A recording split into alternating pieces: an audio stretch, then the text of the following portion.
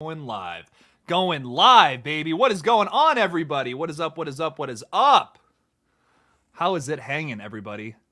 Oh, man, we got some people already in the chat. Holy crap. This is crazy. Let's go. Green Gaze says, will Ghostface represent Gen Zs of the world? Is that something are you looking for that specifically in Scream 6? That's funny. I like that. This is not going to be a fake kidnapping. So, already I guess that thumbnail wasn't as funny as I thought it was, but what's up, Kane, if you're here? What's up, Kane? What is up, stranger boy? I am a minute early, my good sir. Offended I am. Only kidding. Austin, what's going on? You're right. I was I was watching the Paw Patrol. I was watching the Paw Patrol movie. That's a little look. Don't cut into my Paw Patrol time, okay? No, I'm just kidding. Late? I'm not late. What's up, Lake Monster? Finally getting to catch a stream in real time. Nice. New to the channel. Really love the stuff you come up with. Keep it up, man. Thank you so much. I appreciate that. Lake Monster 31. Appreciate that. Victor Cruz is here. What's up? What's up? We got Angie in the chat. What's going on, Angie? What's up?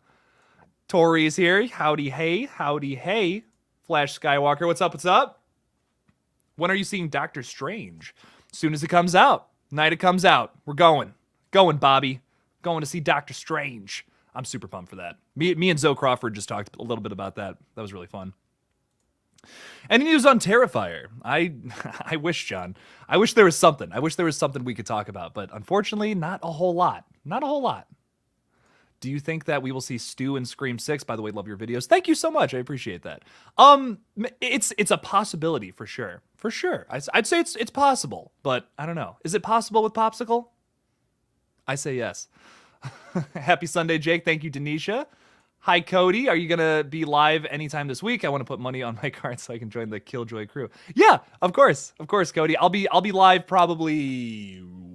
What days am I doing stuff? Tuesdays and Friday night I'm doing stuff, but probably Wednesday, Thursday, and next weekend I'll be live is kind of what I'm thinking for the schedule right now. Michael Parton already with the super chat. Thank you. I'm really cute. Thank you. You're really cute too. I hope I can say that. If you're, yeah, okay. I shouldn't say that. You're cute. You're an attractive person. There we go. James, what's going on? Are you excited for the black phone? Heck yeah, I am. I'm pumped for this. I'm pumped for it. When does that come out? June, like late June, I want to say. I'm very excited. Very excited for the black phone. Probably the one that I'm the most excited for the year, I want to say. Maybe number one, almost for the rest of the year at least. Yeah, I'm pretty pumped for that. It's got like what is that? It has like a 100% on Rotten Tomatoes or whatever. Looking pretty good. You ready to talk Shark Night on Tuesday? Yeah, me and Carter are talking about Shark Night this Tuesday. Very excited for that. Yeah, it's gonna be fun. It's gonna be a good time. Will Red Right Hand be as gory as Studio 666? That's gonna be a hard feat to accomplish because there was some kills in that movie. There's gonna be some good stuff. Once again, we're working with a $5,000 budget, so it's like we can do a little bit. We can do a little bit of gore. There's gonna be some gore for sure. Almost a 10K. Congrats. Thank you. I appreciate it, Victor. Hoping to hit it this week. Hopefully that's the case. If there's a sequel to Red Right Hand, it should be called Left Blue Foot. I agree. Blue Left Foot, not Left Blue Foot, or left. Foot blue foots, blue feet. That's what we're calling it. I don't know if we can make a sequel. Like, I can't tell you why, but I don't know if we can make a sequel. Bodies, man. How stoked are you? I'm very stoked. I'm hella stoked for Bodies. I think, I know a lot of people were like, oh, the trailer kind of sucked. They didn't really show anything. But, like, that's kind of what I liked about the trailer. I'm sure, it's coming from A24. They, most of the time, put out fantastic stuff. I'm assuming that, yeah. Are you doing Lethal Channel tomorrow night? Yes. Today's Sunday, right? I was like, oh my God, did I go live and we're going to do Lethal Collective tonight? No, it's not Monday. It is Sunday. Whew. Denisha gave me a heart attack. No, I'm kidding. Yeah, that's tomorrow, Monday nights at 5 o'clock on the Lethal Collective channel page. Go subscribe to that if you have not, by the way. We're going to be doing a little live stream with me, Craving Something Scary, Fate Decided, and Night Watch Zone. We're all going over there every Mondays at 5 o'clock Eastern Time, and then every Friday at 6 o'clock. We all go live there too, so make sure to check that out if you have not. Do you like the 1993 horror flick called Man's Best Friend about a genetically enhanced Rottweiler? Okay, well, listen, you got me with that one, okay? Listen, I'm here for that. I'm writing it down. I'm going to watch it. Man's Best Friend. Man's Best Friend. It's about a genetically engineered Rottweiler. That sounds awesome. I would be so down to watch that. Have you seen the Okay. Yeah, romantic comedy. That's something to call it. Think Like a Director Productions. Let's go. I'm here, Jake. I'm here. I see you're here. That's good. I'm glad. Thank you. Thanks for hanging out with me. I appreciate it. In Scream 2022, do you feel it was right for them to kill Dewey, or would you prefer Gale? Honestly, I feel that Dewey is a better choice because of how emotional and his relationship with Sid and Gale. So I love Dewey. He's a great guy. I love him so much. It's tough for me to be like, I wanted him to die, because it's not that I wanted him to die. I really wanted the suspense element to come back to Scream. I feel like when you're watching that first one for the first time, you really don't know who's going to die. It's scary. If you're watching it for the first time, you're like really genuinely trying to figure out who the killers are. And then you get to a certain point in the sequels where those three characters are safe. You know they're never going to get touched. And in a way, that's really cool. I feel like in a way that's pretty cool. For this is one of the only slasher series to do that with like continuous characters, like not just a final girl running through all of them. It's like three characters that are always safe and untouchable. For them to kill Dewey in this latest film, I feel like brings this suspense back into it, because there's pros and cons to keeping characters alive. Pros and cons to like some characters who are like they're fantastic, they're very well written, and we get to see these wonderful arcs throughout all 5 of the movies with them. But on the other end of that, anytime you have a scene where they're getting chased by Ghostface, it's just not really suspenseful, because you know what it's how it's gonna end. You know every single time it's gonna end with them just being like, yeah, we're fine. Everything's good. So it's kind of my thing. Kind of my thing with that. I'm okay with them killing Dewey, I guess is how I feel about it. It's sad, it's heartbreaking, and it hurts every time I watch it. But my God, I feel it was important. And I think they're on the same wavelength as that. Don't you want Michael Myers to live in Halloween Ends? Do I want him to live? To me, not a huge deal, because this is like the end of the timeline if he lives or dies. So I'm not going to be like, it's not going to be a big deal for me either way. I would say, like, let's kill him, because we technically have never killed him without it getting retconned in the next movie. I know a lot of people like to bring up Rob Zombie's Halloween 2, but technically that was going to get retconned in Halloween 3. But that never happened, because I think 2 just like super bombed at the box office, if I remember correctly. So I have some, I want to say, by the way, little announcement during this Q&A. We, 2 things. Let's get to 10K, baby.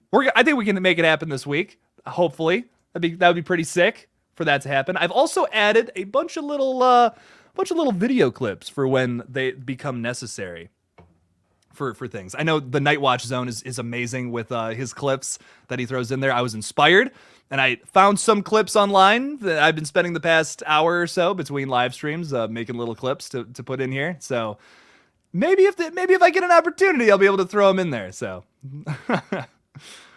hey Jake, I'm bored at work in Ireland. Oh, hello in Ireland. So happy to have this live stream keep me entertained. I appreciate that. Thank you. How do you think Gale's morning show will tie into the campus killings in Scream 6? Ooh, good question. I really want to see like Ghostface chasing Gale through a studio. Like that would be so cool. We kind of got a little bit of that in Scream 3, like a little bit, but like in a building like in New York City, where it's like they film stuff on like the 60th floor of, I'm exaggerating, but like really tall buildings like that. It would be really cool to have a chase sequence through there, maybe like in the rain or snow outside or something, and you're just watching Ghostface chase someone in like these awesome wide shots through a studio or through like there's a like an office space or something, and you just see people like chasing after him. That could be really cool. I think that would be sick. What's up? What's up, Jake? You funny as hell with your theories. Thank you. I appreciate that. Just so you know, what's up? What's up?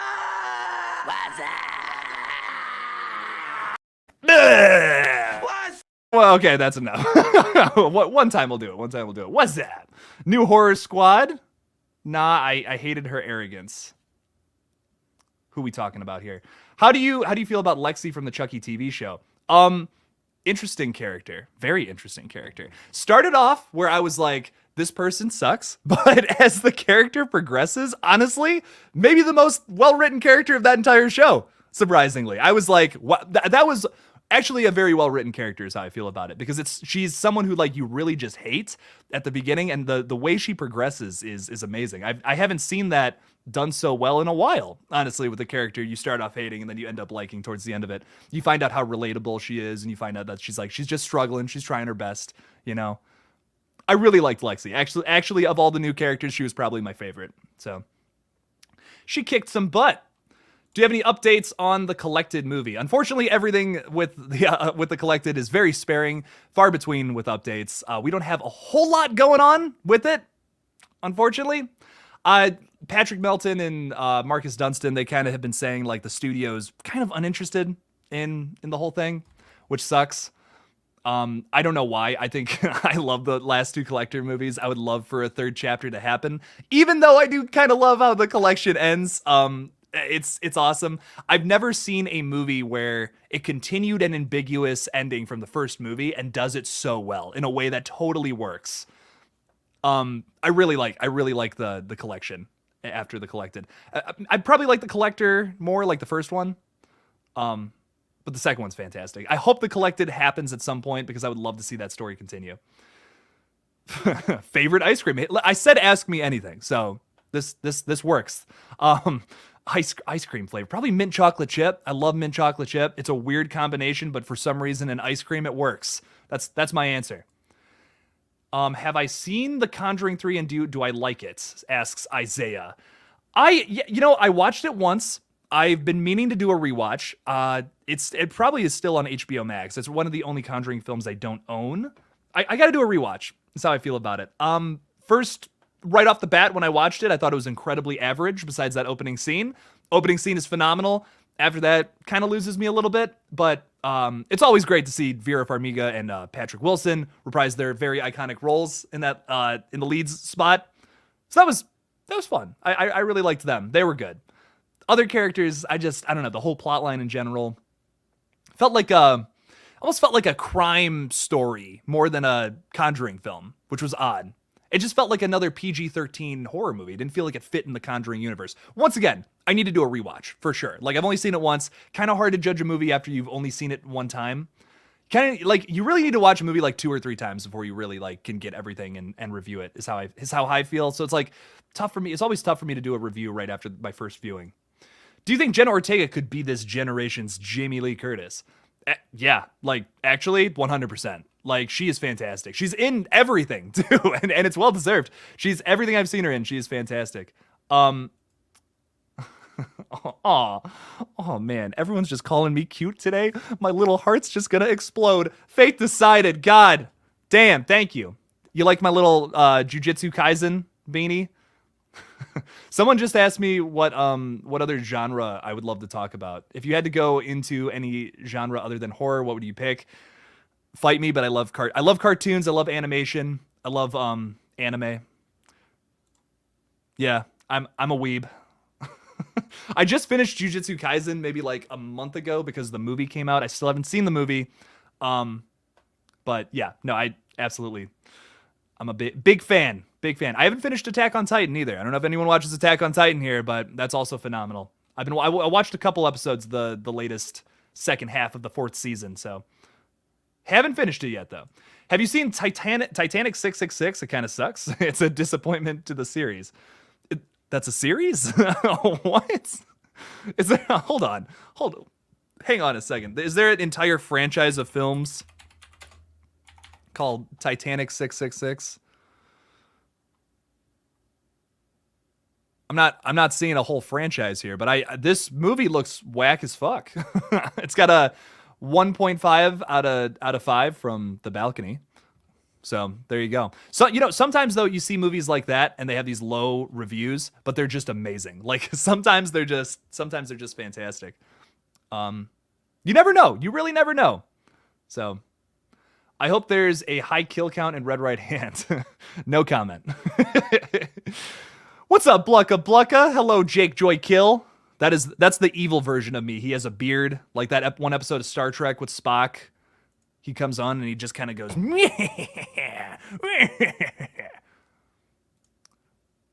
Do I have a clip that works with that? No, I don't. I don't have a clip that works with that. I'm waiting for someone to say something though. There's a handful of Titanic horror movies. I did not know that. Interesting. Okay, I've seen Ghost Ship, which I know that's not the Titanic, but like Ghost Ship's banging. That opening scene's messed up. I love it. I love Attack on Titan. Me too. It's probably my favorite anime besides like Death Note. Love Death Note too. That's fantastic. How do you feel about an extremely scary remake of Beetlejuice? No jump scares, no comedy. Think Hereditary with drama and Babadook with scares, creepiness that stays with you after you watch. Very interesting take on Beetlejuice.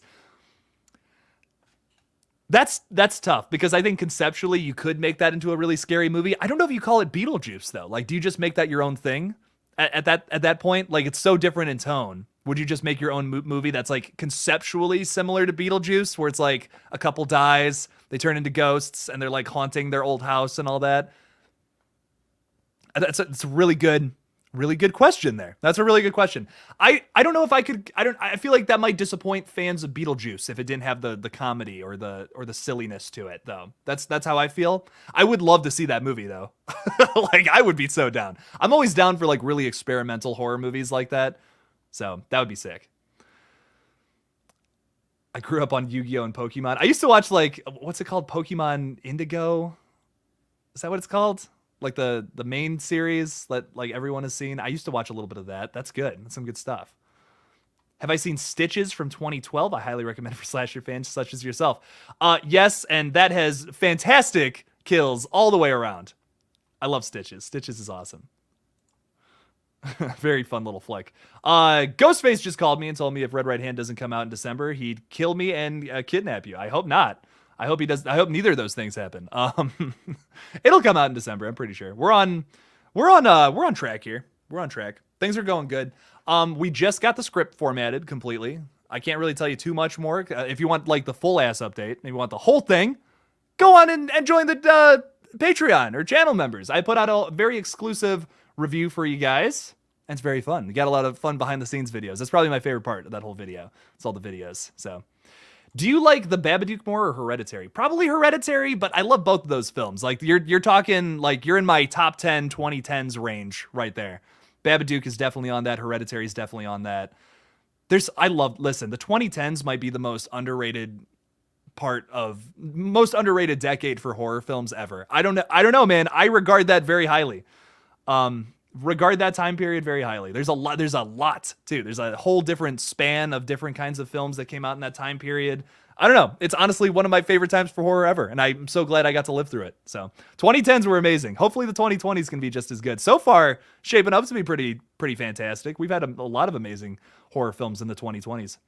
What do I do besides YouTube work? I used to work at Chipotle. Before that, I had a full-time job as an electrician. Now, thankfully, I don't do that. Thankfully, I don't do that anymore. Now I'm just a full-time YouTuber, making movies too. So I'm very thankful. I don't take a single day for granted. Granted. No, granted. Only kidding.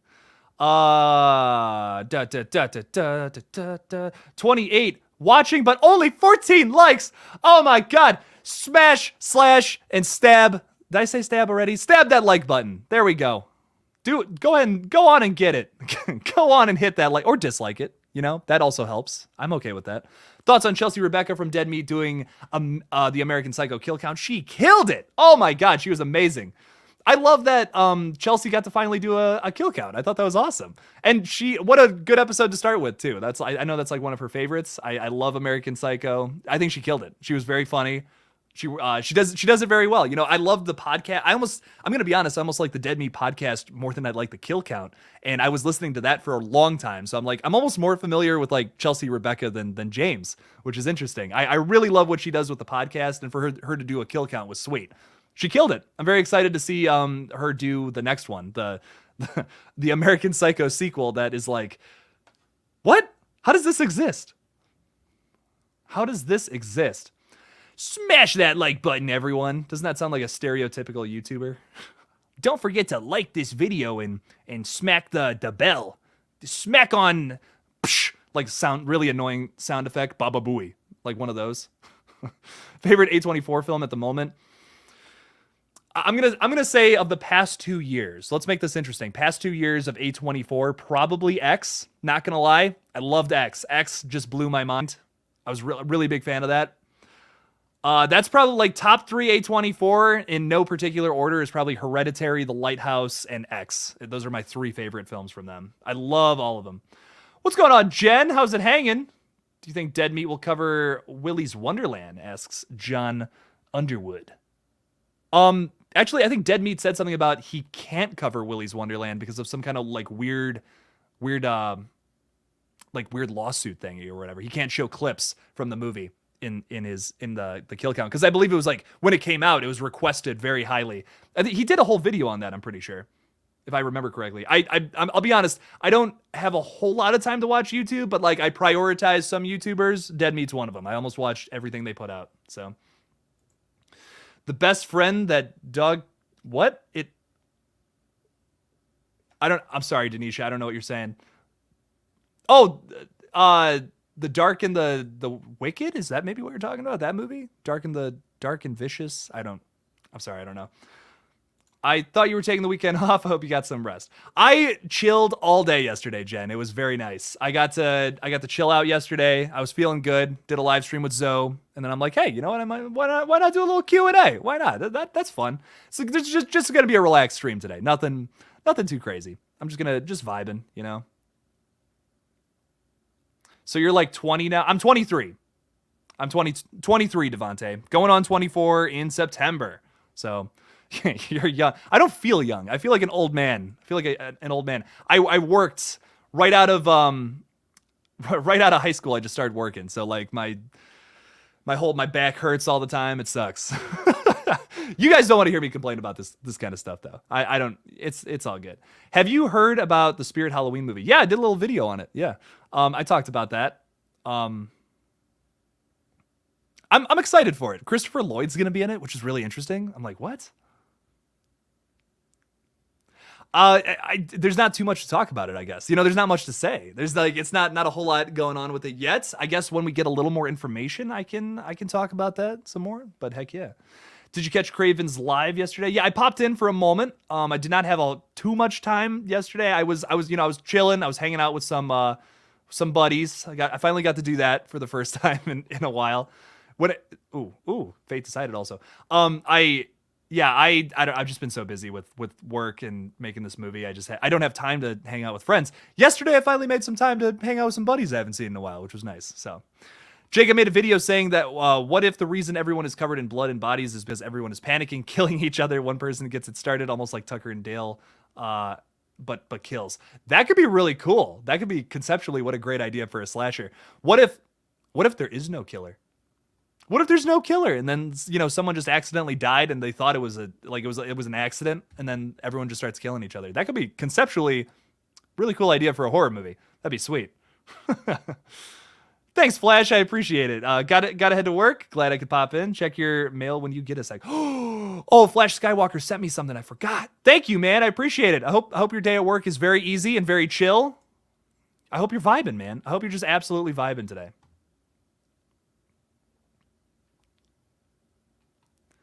The Man's Best Friend movie, that dog is a vicious killer. Let me know if you watch it. I will, Denisha. I absolutely will. I am older than all of you. Everyone calls me a little baby. But I'm just like, I don't know, man. I feel old. Like, I feel like I'm older, but I'm not. It's weird. Thoughts on the 2014 movie Clown? Oh my God, I love Clown. Dude, that movie's brutal. That was way more brutal than I thought it was going to be. I thought it was going to be kind of silly, and I was shocked. I was like, okay. Oh, damn. Okay. Anything Eli Roth produced, man, I will check it out. Hope he makes another horror movie sometime soon. It's been a minute. Saint Maud is fantastic. That's in my top 5. I'll say that. Saw it last year, and I love it. Recommend it for sure. I love Saint Maud. Saint Maud was fantastic. I still think, like, to me, my top 3 is probably what I just said, but Saint Maud's probably Oh, is it number 4? Is it number 4? That's a tough call because we also got Midsummer. We also got The Witch. We also got what else is there? Ex Machina. That's one that doesn't get talked about enough. You know what else doesn't get talked about enough? Oh my God, what's the one with Scarlett Johansson? Oh, that one's fantastic too. In the Flesh or something like that. What is the name? That one's really good. 2014, like very early A24. That's a good movie. I really liked that. Who is your favorite actor and actress in X? Mia Goth is incredibly underrated. She has a dual role in that movie and she kills it. She was probably my favorite because of that. Like that was just so impressive. That was awesome. Mia Goth was probably my favorite part of X, honestly. All the characters were good though, like across the board. That's hard to do with a slasher movie. It's not easy to do. So I applaud that movie for everything it did. The talent there was amazing. Under the Skin, thank you, I appreciate it. Banana ham cake. I love your profile picture. Is that the Smiling Friends guy? I love Smiling Friends, but it's like drawn all realistically. That's fun. That's cool. I like that. Smiling Friends is fantastic. Snow and Goth. Yeah, Brittany Snow is also phenomenal. Hilarious. Just so funny. If you keep putting a question in the chat that I'm not responding to, there's a reason I'm not responding to it. So, some questions are controversial. So maybe don't put them in there. Hey Jake, thoughts on the first found footage description of Megan? Or first footage... I read that wrong.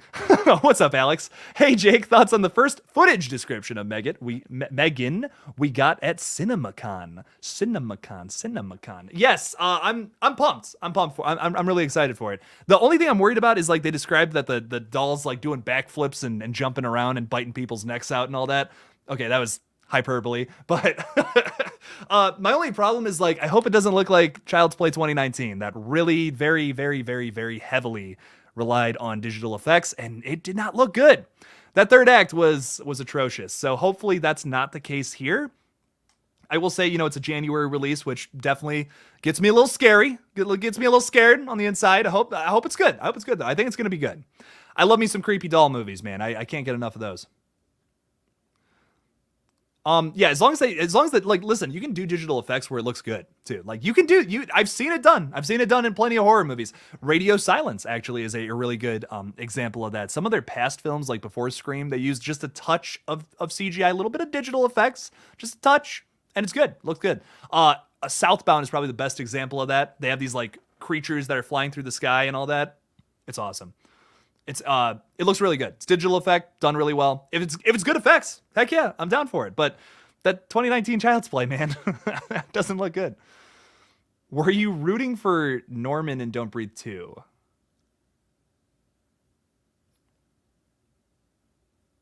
It's not the name of the old man, is it? Why do I not know his name? I wasn't really rooting for the old man, if that's what you're saying, because like it's kind of a gross guy. So I kind of liked how it ended. I think the ending to Don't Breathe 2 was perfect for what it is. A lot of people thought it was like very controversial, but it's like he's, everyone in that movie is kind of a bad guy, and everyone dies except the one girl who is like essentially the good guy, just in a bad situation. So I thought it was perfect. I love Don't Breathe 2. I think it's like if the first one's a 10 out of 10 to me, yeah, it's a 10 out of 10. It's one of the best thrillers I've ever seen. Second one's probably a 9 out of 10. I think it's super underrated. I love it. Alex, thank you. Thank you, Alex. I appreciate that. Hope my day is fantastic. I hope your day is fantastic as well. I hope you're doing good. I hope you're doing good, Alex. Thank you. I appreciate that. I appreciate that a heck of a lot. Have you seen the movie Dolls? That's the Stuart Gordon movie, correct? Who did like Reanimator, From Beyond. I have not seen that, but I have heard of it. I hear it's fantastic. Or did he make a movie called Doll? Is it just Doll? Is Dolls something else? I know not, my friends. I think Dolls came out in 87. Not many YouTube reviews of that film. I'll have to add it to the list. I'll have to check that out.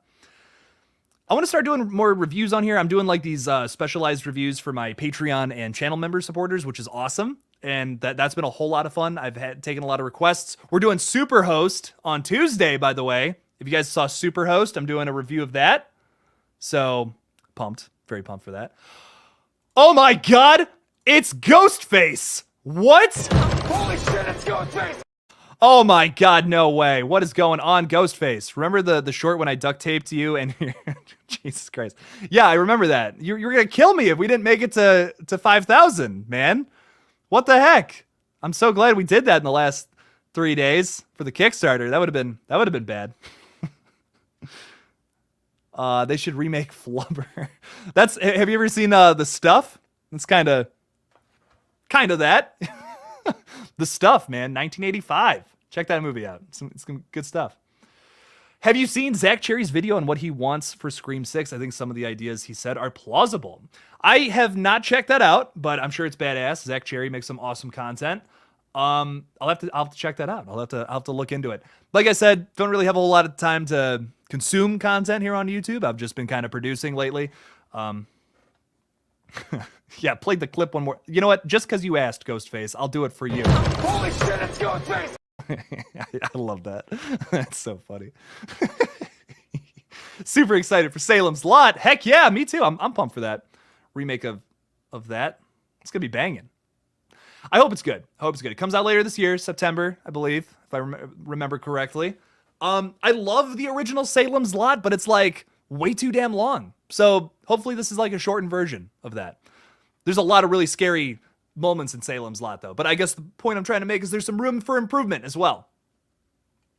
I'll be back soon for 10,000. Yeah, make sure to subscribe, everybody, if you're not subscribed. I would greatly appreciate it. Nearly at 10K. Shit is whack. Let's see where we're at. 9,910 something. So there we go. That is where we are at.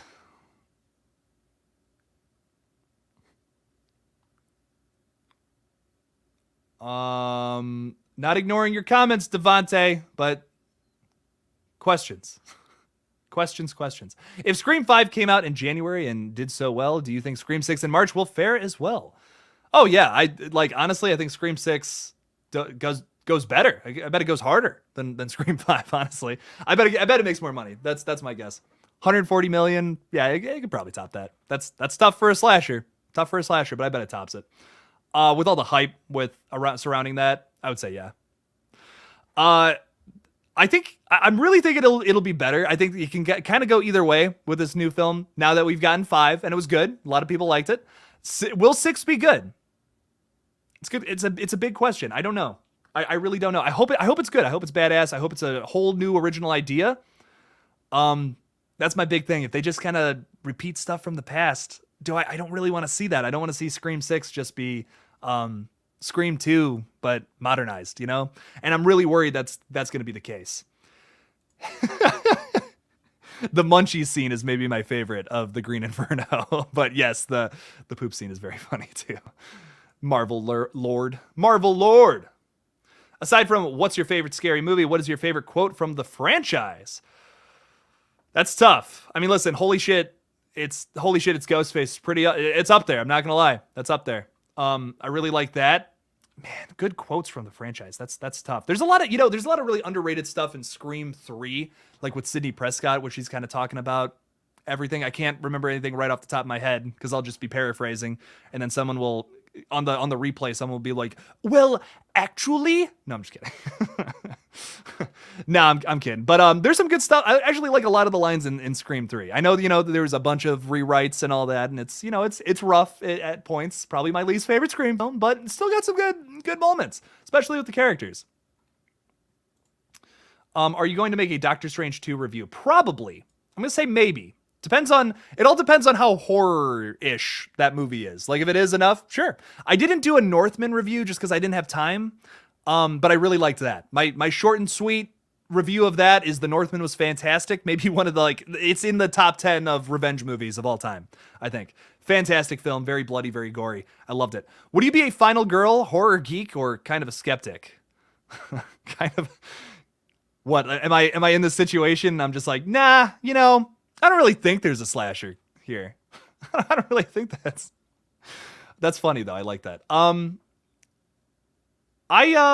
would I be? I'd be crying in the corner probably and freaking out. I love watching horror movies, but I don't like being in those situations. I think that's why I like watching horror movies so many times. So I think that's why I like watching them, because I would be horrified to be in those situations, and that's why it is so fun for me to watch those. It's terrifying. I love being scared. So A24 has been taking classics and making okay, Fate, their own sort of versions of things lately. XTCM, Body Scream.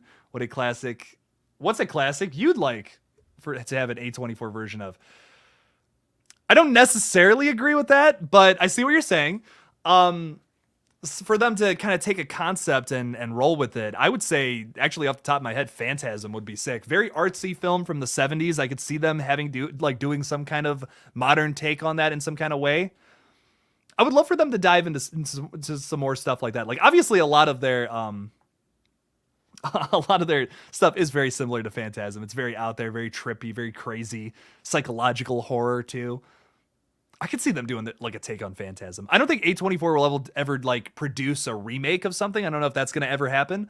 But if they were to do an original flick that was similar to Phantasm, sure, I could see it. Okay, bye, Devontae. Peace. Are you gonna do a Halloween Ends reveal when it comes out? Of course. Oh yeah, I'm definitely gonna do a review of that, for sure. That'll definitely happen. I for sure will do a review of all the big horror movies that come out for sure. That will definitely happen on this page for all the big ones. Like in 2 weeks, I'll do a review of Firestarter. In 3 weeks, I'll do a review of A24's Men. Very excited for both of those. So I hope they're good. The Firestarter remake, I don't know how it's gonna be. I'm kind of got mixed feelings about it as of right now. I'm not sure. So. Not sure how it's going to be. I'm hoping it's good, though. You're busy doing Scream 6. I hope you're killing it, man. I hope you're literally and figuratively killing it in Scream 6, Ghostface. Good stuff. I know you don't have too much time for YouTube, but do you happen to watch or listen to... I love Spook. Yes, absolutely. That's actually one of the YouTubers I prioritize watching a lot. She is fantastic. I love watching Spooky Astronauts. Very happy she hit 100K. That wasn't recent, but like she hit 100K recently. So congratulations. If you're out there, Miss Spooky Astronauts. Congratulations on hitting that. I've been watching her for a long time, actually. I really like her content. She makes some really good stuff. Are you excited for Marcel the Shell with shoes on? It looks very weird, but yeah, I'm pumped for it. It looks cool. It looks very like slice of life-y, you know? Looks like it's gonna be very wholesome and chill. I liked it. I went in, I watched that movie Lamb from A24, which they presented as a horror movie, but it's so much more like a slice of life movie with little horror movie elements throughout it, which is very strange. Very, very strange. What's going on, Bob Hunt? How you doing? What's up? Everything is going well. Everything's fantastic today. I'm getting a little rest in this weekend. So coming back strong this week with some crazy stuff. So what is up, Necessary Distraction? What is up? What's up? Thank you. I did get some rest this weekend. Yesterday I got to chill, got to hang out with some friends. It was nice. I'll probably be live streaming here for a little bit and then I'm going to take a nap. So who made your YouTube logo? I had some guy actually like gave it to me, and I had my buddy Matt redesigned it. But what's his name? Macebreaker, I believe, on Instagram created it, and we just kind of redesigned it. So some good stuff. Credit to him for doing that. Thank you so much, Mr. Macebreaker. Jake, if you could have a 1-hour lunch with only one of the Scream alumni, who would you choose and why? That's a really good question. If I could hang out with somebody, have lunch with them, and chill and talk, who would it be? That's really tough. Who would be the most fun to hang out with? Probably Matthew Lillard. Probably. I've just been here. Someone put out a tweet the other day. I couldn't tell you who it was, talking about meeting him and how he was so just super nice and super inspirational and just so uplifting. I would love to talk to Matthew Lillard, I think. Stu himself. Mr. Stu Maker. Matcher. Stu Matcher. Stu Matcha. Stu Matcha. Matcha Stew. That's like hipster version of stew. Hipster stew, man. I'm Matcha Stew. What's going on? I only drink matcha lattes. Me and Necessary Distraction were wondering, what did you use to make your intro video? If you're talking about like my little, like all the clips and all that in between, I gathered a bunch of those from the internet, threw them all together. I wrote that little cool little trap beat, the bam, bam, bam, bam, bam, bam, bam. Kind of made that myself with a little stuff on my little program I got on my computer. Put that all together. That was fun. Some of those are like some of my favorite clips from just like movies and general stuff. I think that's very funny. Not the Bees, for example. Oh, no, not the bees! Not the bees! Ah! I love having clips. Oh my God, I'm going to overuse these so bad. If you're talking about, oh wait, you know what? I think you're talking about my friends line. How did you come up with your video intros? It's super cool and it pops into my mind sometimes. Thank you. I appreciate that. If you're talking like, yeah, like the little, that thing, the little, you know, little music and the clips and all that. I just, you know, I thought it'd be cool to have show you some horror and then show you a dude talking about horror for like 8 minutes. I don't know. It's cool. Some good stuff. Trying to find a good video editor to make my intro.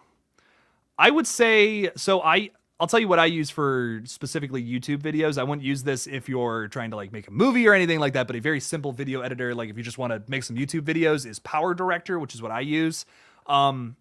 Very easy, like very easy to learn how to edit and all that. If you use like Adobe Premiere, like Premiere is like kind of like the standard, or Final Cut Pro, like if you want to make something look a little more professional. But if you're just trying to make like some YouTube videos, Power Director. There you go. If you're trying to make like a movie, or if you're trying to make like some actual like I'm trying to think what to say here, like something that looks more cinematic, something that has like some really nice effects, I would use something like Adobe Premiere. I would use something like Final Cut Pro is also very nice. I'm gonna probably use Premiere to edit the movie, is what I'm thinking. iMovie's not bad either. iMovie's very limited though. I kind of don't love iMovie. I don't recommend it. I say Power Director is a one-time $60 payment, and then you can just use it free whenever, and it has a bunch of like really cool effects loaded in. It's very simple to use as well. It's like as simple to use as iMovie, but it has a lot of really cool extra stuff. So that's why I kind of prefer it over iMovie. Is my opinion. Gotta add you to the mod chat. Y'all have a secret mod chat. Nice. I like that. That's funny. Why haven't they brought back Stu yet? If they don't, I'm gonna be so angry. You're really gonna be like angry if they don't bring him back? Like, I think it would be cool if they brought him back, you know? Like, it's not gonna upset me though. I don't, you know, okay, I was gonna make a whole video about this, but I also didn't want to come off as like that I'm upset or anything like that. But I got a lot of comments on my recent Scream theory.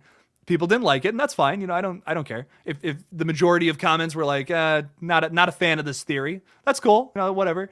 I guess I don't really value the fact that we have characters related to past characters. Like it's cool. Like it's like a, hey, nice. That's a cool little nod. It's like to me, it's like a glorified Easter egg. You know what I mean? Like that's what it is to me at the end of the day. I don't go into a Scream film expecting, well, if there's not a character here that's not related to past characters, I'm going to be upset. I don't know. I guess maybe a lot of people look for that in these Scream movies, but to me, I'm just looking for a good story. I'm looking for a good just a good murder mystery in general. If it's brand new characters that have nothing to do with past characters, that's okay with me as long as the story's good.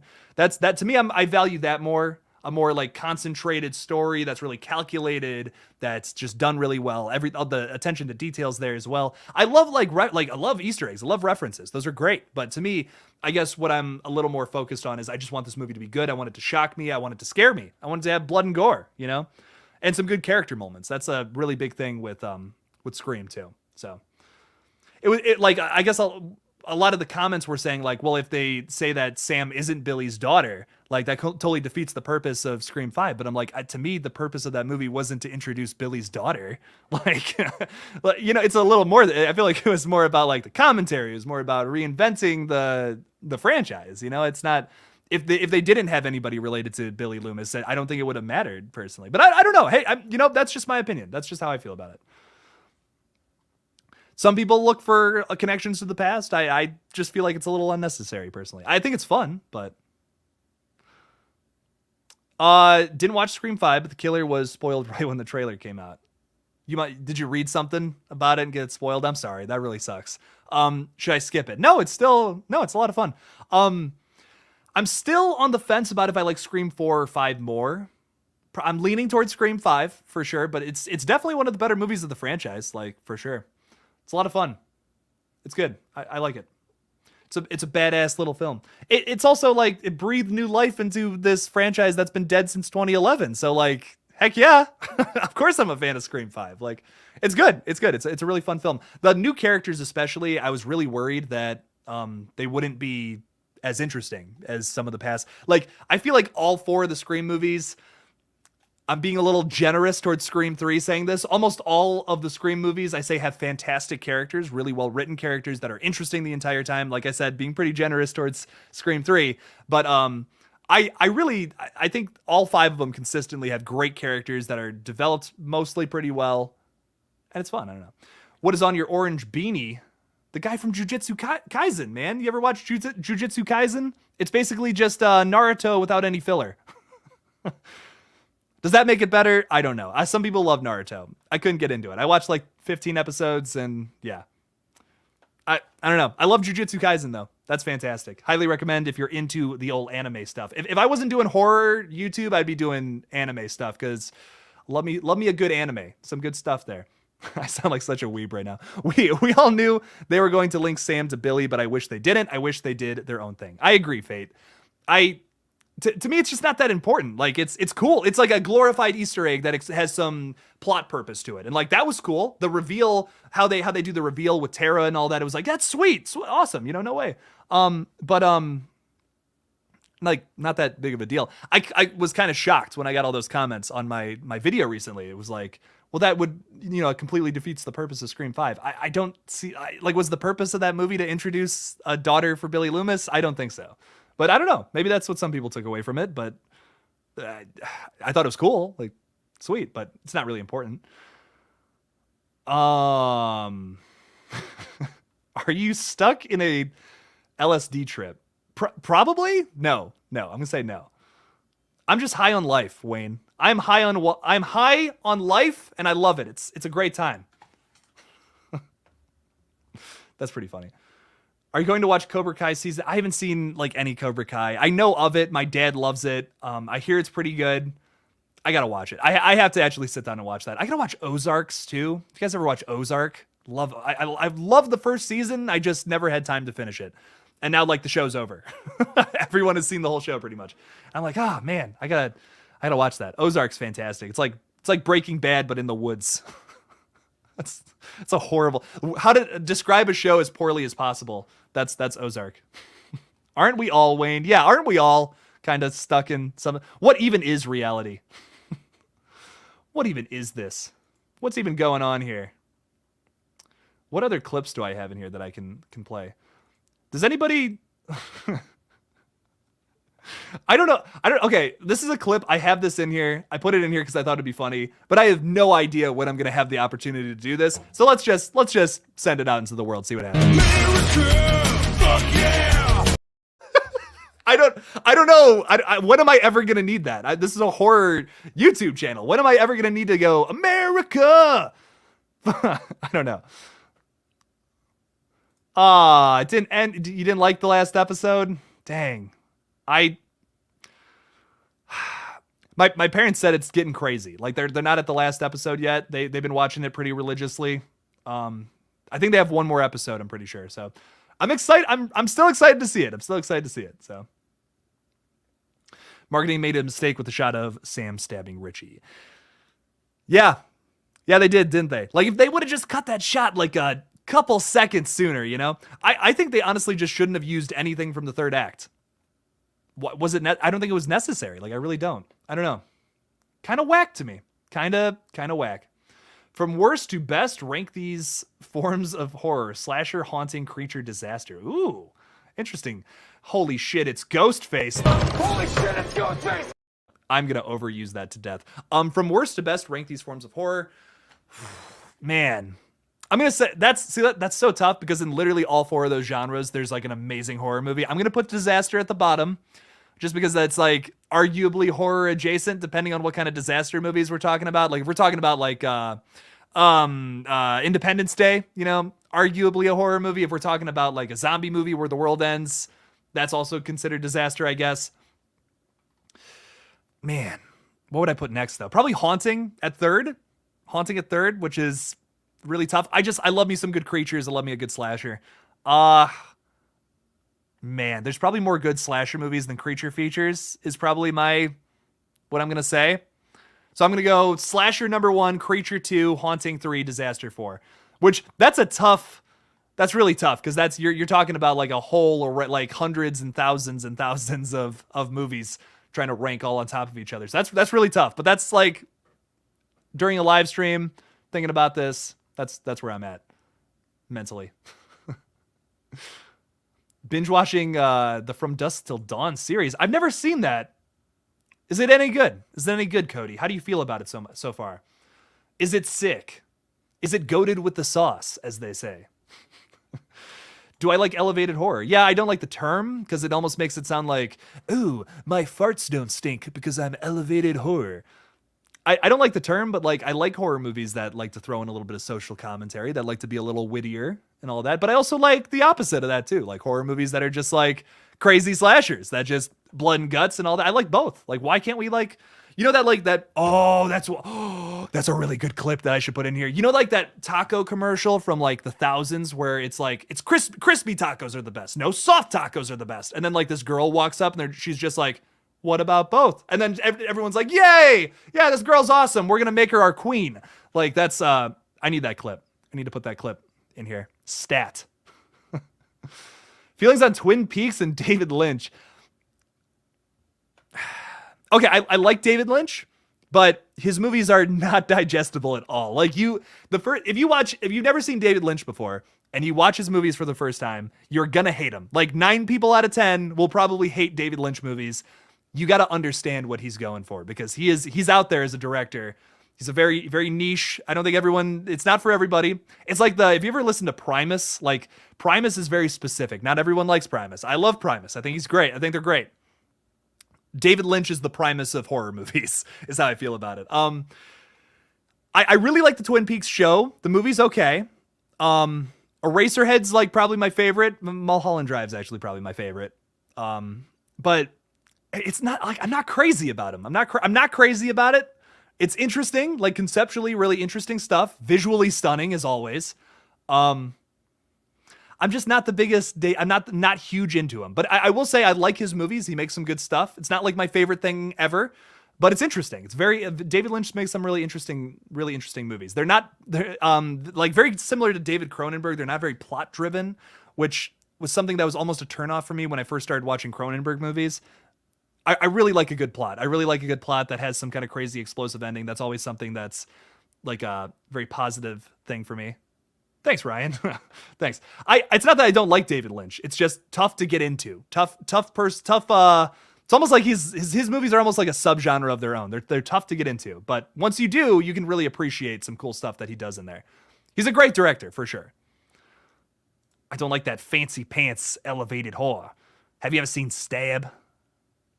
Why is Ghostface like from Brooklyn now? X was awesome. The entire cast was awesome. Heck yeah. Oh yeah, everyone in X was great, I think. Are you excited for Never Hike Alone 2? Yes. Yes, I'm so excited for Never Hike Alone 2. Elise, I'm pumped. I cannot wait. I actually had the pleasure of speaking with Vincent DeSanti recently, and my God, is he a gentleman. So nice. He agreed to talk with some absolute nobody, myself, about my fan film, and I thought it was really cool. He gave us a lot of pointers, a lot of help. Could not be more thankful for him. So support Womp Stomp Films. Subscribe to their YouTube channel if you have not. I'm very thankful for their support with the Red Right Hand stuff. It really means a lot. We reached out to them like out of the blue. You know, we're just I'm just an idiot who's trying to make a movie, and he talked to me. That's just, I don't know. So cool. I thought I was going to tear up because it was just like the coolest thing ever. Do you know about anything about the Devil's Light movie? You know what's hilarious about that? You guys can't see it. It's not even in my videos, but I have a little poster of the Devil's Light all the way over there on my wall. I went to the movie theaters to see, this is actually one of the last times I saw Scream 5. The last time I saw Scream 5 in the theater. the movie, like the movie people. Like I like getting, I'm an extrovert. I like getting into conversations with people. Like I'm kind of weird. I just get into conversations with like a random stranger that's walking past me. I'll just be like, hi, how's it going? So this person was kind of standing there. It was like midnight. We saw a late screening of Scream. Me and my buddy, and we walk out, and I'm kind of just talking to the movie, like the people working there, like waiting for everybody to leave. And I was like, oh, we kind of got into a conversation for a bit, and I was talking about, hey, do you have any extra horror posters? Like, do you have anything that you don't want? And she's like, oh yeah, give me like 2 minutes. She runs to like this back room. She gave me the Studio 666 poster, which is over here, an old black phone poster with the wrong release date on it, which is why they had to take it down, because originally it was going to come out in February. Now it's coming out in June. Then I also got a Devil's Light poster, which I saw I think there's a trailer out of that, right? I saw the trailer. Looks good. Looks really interesting. That's the one where it's like the girl and she's studying to be like a minister or whatever. And she's like, has a past of there's a demon following her or whatever in the trailer. Yeah. Okay. It's coming back to me. Yeah. No, it looks good. I'm actually very excited for it. I love me a good possession film. You know, when they're done right, they're good. Okay. Now this is a good question right here. Terrifier versus Stitches. I'm sorry, but I'm gonna have to go with Terrifier like all day. I love Stitches, very funny. The kills are all fantastic too, but Terrifier just it's scarier. I lean towards the scarier stuff. I like me a good horror comedy, but scarier stuff is what I tend to like. I had Vincent on my podcast 2 years ago to talk about Never Hike Alone. Super nice. That's awesome. No way. Yeah, he's amazing. He's just the coolest dude. Are you excited for the Gremlins TV? What? Why do I know nothing about this? A Gremlins TV show? Oh, hell yeah. Are they working on a Gremlins TV show? I'm going to have to look this up, Savannah. I'm going to have to look into this because that's interesting. I know there was like kind of talks about doing a new Gremlins film. Like there's been rumblings about that here and there over the course of the past like couple of years or so. But I didn't know if anything was concrete yet. So.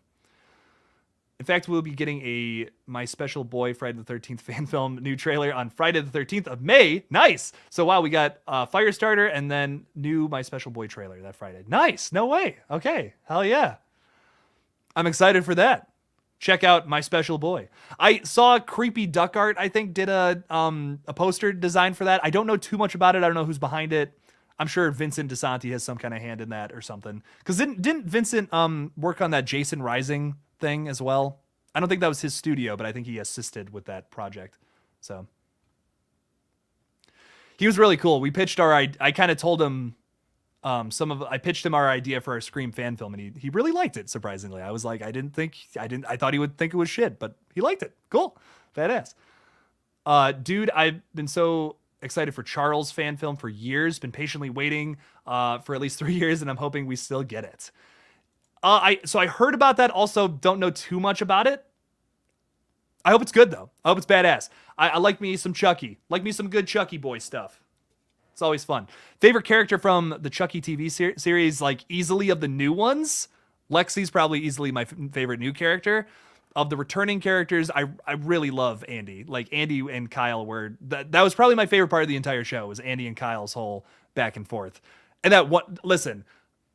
Top 10 Chucky moment of all time was in the Chucky TV series when you have Alex Vincent or Andy and Kyle going into that house and they see the Chucky doll and they just like shoot it to like, oh my God, that was so intense. What a way to start an episode.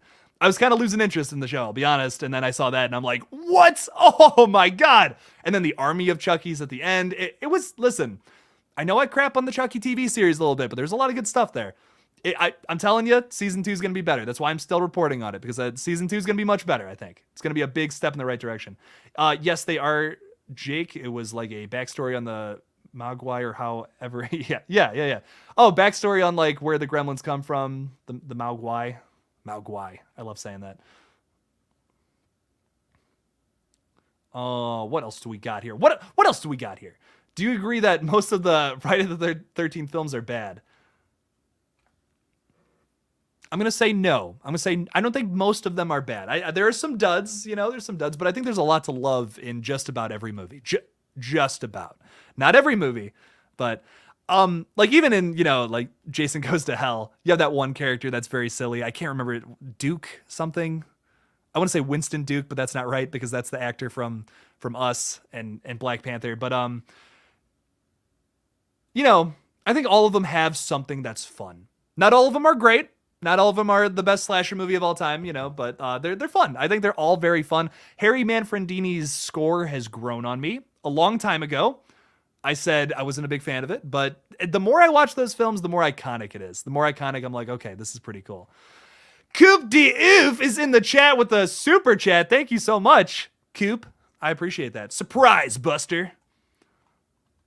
I can't say that on a live stream. I can't say that on a live stream. What am I saying? They did Nika wrong cutting off her legs and arms. I was like, what? I will say that's a cool visual, though. I thought it was I was like, oh, wow. Did not think that was going to happen. Do you think it was hinting that Randy was going to die by the fact that he misquoted aliens? That's interesting. I wonder if they translated that early on. That might be the case. I still think Randy shouldn't have died. They didn't have to kill Randy. Maybe towards the end of the movie, but the moment he dies, the movie kind of loses something for a bit, because then right after he dies, they focus on Cotton Weary and they try to convince you it's Cotton Weary. And there's a moment where you're like, okay, maybe it could be Cotton Weary, but they spend way too much time focusing on him and trying to convince you that this guy's the killer. I just feel like there's no way Cotton Weary was ever going to be the killer in that movie. I don't see it. I didn't see it ever happening. KillJoy goes to hell. I'm pretty is that actually a movie though? Because the KillJoy franchise with the clown and all that. I bet that's actually a movie.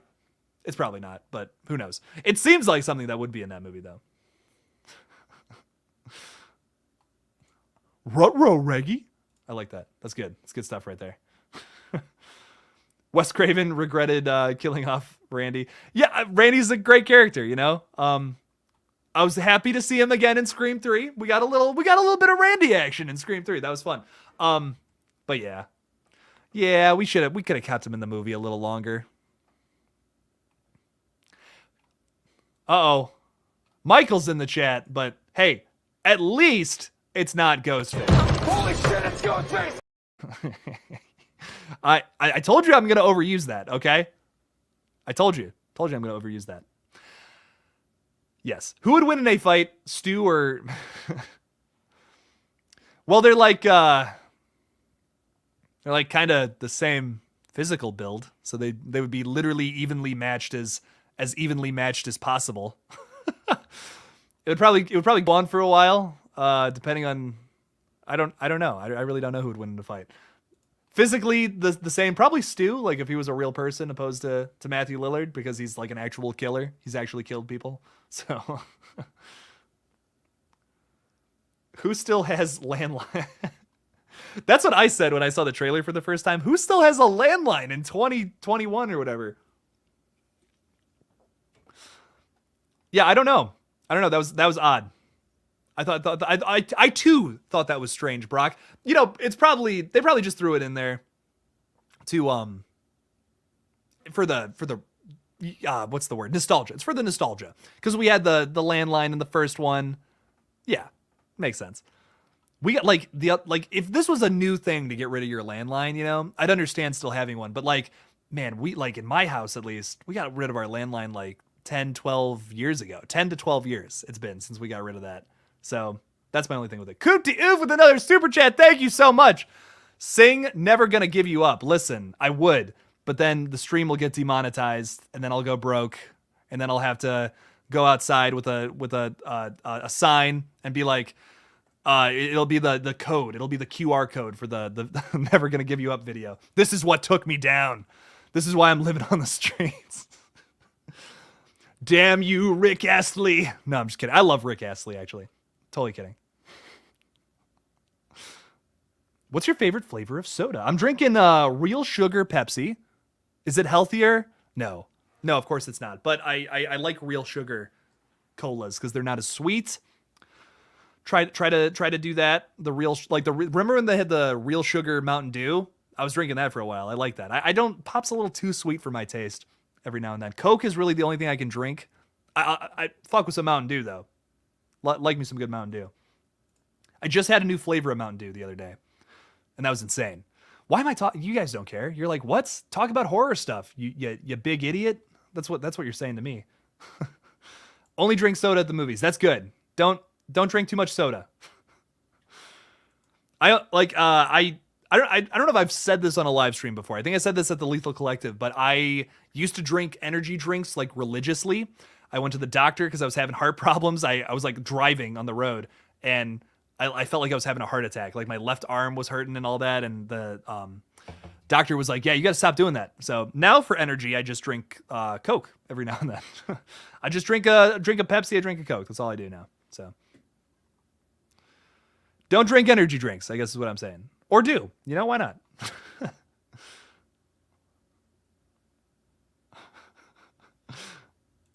I'm going to spend money. Watch this. I'm going to hold you to it, Coop Diouf. I'm going to hold you to it. No, I'm kidding. Please, I hope your mom's not mad at you. Please no. Is there anybody, hang on, is there anybody new in the chat right now? We got Kane's been here the whole time. Kane's been here the whole time. I got another video that I want to show all of y'all. You know, I'm just going to go for it. Wait. You know what? Let's respond to this. The line when Jill yells at Sydney, "I don't need friends, I need fans," makes me laugh every time. Ha. It gets one single ha out of you. And it gets it, it's not supposed to be funny. Now, do you think that her motive is dumb, or do you like her motive? I'm curious how you feel about it. I really liked it. I really like it personally. So I think it's sick. I think it's pretty badass. I like her motive. I like that she's just like going for the fame. She doesn't care about anything. She's kind of a sociopath, you know. You come into the horror sideshow market in PA May 14th. I'll be there, and everyone from Terrifier will be there as well. Well, where in PA is the question, because I would love to go to PA. That would be awesome. But the thing about driving to Pennsylvania from Ohio is that the tolls are ridiculous. The tolls are insane. I would love to do that though. I'm thinking about going to a convention in Michigan soon. But you know what? I'll try to. Listen, if I can make it out to that, I will absolutely do it, because I would love to go. I have never been to a horror convention, which is like crazy. So, Coop Diouf! Last month I came. Well, thank you, Coop. I appreciate it. I hope your mom wasn't too mad at you, but regardless, I do appreciate it. You're kind of a legend around here, and I'm gonna give you a very personal dab. I'm addicted to dabbing. I've had issues going out in public before. Yeah. Oh yeah. Had that up. Had that ready to go. Of course. You're in the chat under two names. So are you telling me that there's two Ghostface killers? Holy shit, it's Ghostface! You're welcome. I saw a few people asking for that again today. That was the 6th time I've played that on the stream, I'm pretty sure. I'm gonna abuse that so bad. I'm just saying that right now. It's in Allentown. Okay. We have a convention in Allentown, which I don't know where that is, but we're gonna look it up right now. Allentown city in Pennsylvania is okay. It's not, well, it's like on the other side of Pennsylvania from where I'm at. But you know, if I just get one of those like an easy pass thing or something, I can take tolls. I will think about it. Absolutely, I will think about it. Because there's also one in Michigan that I want to go to, which I believe the Screamcast will be there for that sometime in May. I'd love to go to that. That'd be sick. I want to go to a horror. I haven't been to a horror con ever. It's like, what? Jake, what are you doing, man? I want to meet all these people. So hopefully it's sometime. Hopefully sometime I can get out there. Hopefully I can get out to Allentown. If I will, I'll announce it on my social media and all that. So don't go to the supermarket with Jake. I spend a lot of money on bananas. So I'll spend all your money on bananas if you go to the supermarket with me. Welcome to prime time, bitch. I should find that. Yeah, that would be a really good one to throw in there. I can see that being, I can use that too. You know, I have like, what's the other one? Oh yeah, the America one. I think I played all the ones that I have loaded up at this point. Yeah, I did Not the Bees. I did America. Fuck yeah. I did. Listen, I did this one a million. Holy shit, it's Ghostface!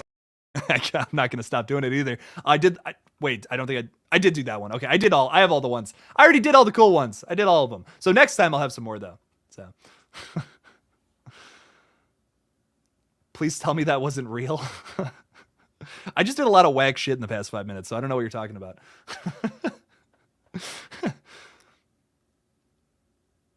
Bananas are gross. I love me a good banana. What? Just kidding. What's my favorite fruit though? KillJoy Jake, what's your favorite fruit? Probably strawberries. Love me a good strawberry. Or blueberries. Love me a good blueberry too. Love me a handful of blueberries. You know what I'm saying? You're like, no. Yes, I am 100% this person. I will literally talk about, I'll go up to people and I'll just be like, yo, you see, like when I worked at Chipotle, I was like the week before Scream 5 came out, I was telling everyone, I'm like, hey, make sure to go see Scream 5 this weekend. They're like, what? I've never even seen those movies. And I'm like, well, I'm disappointed in you. And until you watch all those movies, I'm going to cry my eyes out every single night. So go see Scream 5. Have I seen the movie Shrooms? I've like, it's one of those things where I know what the poster looks like specifically because it's a very, very cool looking poster, but I have not seen it. I have not. I'll have to check that one out though. I love your Scream 5 location. Thank you. I appreciate that, Brock. Thank you. If you guys have not seen that Scream 5 locations video, probably my favorite video on this entire page. Probably my favorite video I've ever made on here. All the locations videos I put a lot of time and effort into, so if you guys have not watched those, I highly recommend. I did one for the Scream 4 locations and the Scream 5 locations so far. One day, when I actually, can pay my bills, I will make it out to California and do a Scream location video. But I wanted to do that earlier this year. I can't. I can't afford it. So one day. I have seen Death Proof, and probably my least favorite Tarantino film, honestly. I love Tarantino too. Like I love all of his movies, but I don't know. It's like it's just there's really no plot. There's not a whole lot going on in that movie. It's kind of whack. I was pretty disappointed. I was like, this is a Tarantino film. This feels like something that I would watch on like Tubi at 3 a.m. when I'm like, I can't say that. But yeah, I don't know. I just, compared to the rest of his catalog, it's so pales in comparison with everything else he's ever made. Gotta go, Coop de Oof. Thanks for stopping by. I appreciate it. Thank you for stopping by. Thank you for vibing with us. And thank you for the super chats too. I appreciate it. Oh, I was referring to the addicted to dabbing clip. It's not real. There's like a channel that does like the My Strange Addictions, like but parodies of them. I used to watch them a lot, and I remember that video, so I was like, oh, I gotta do that for when I dab. That's perfect.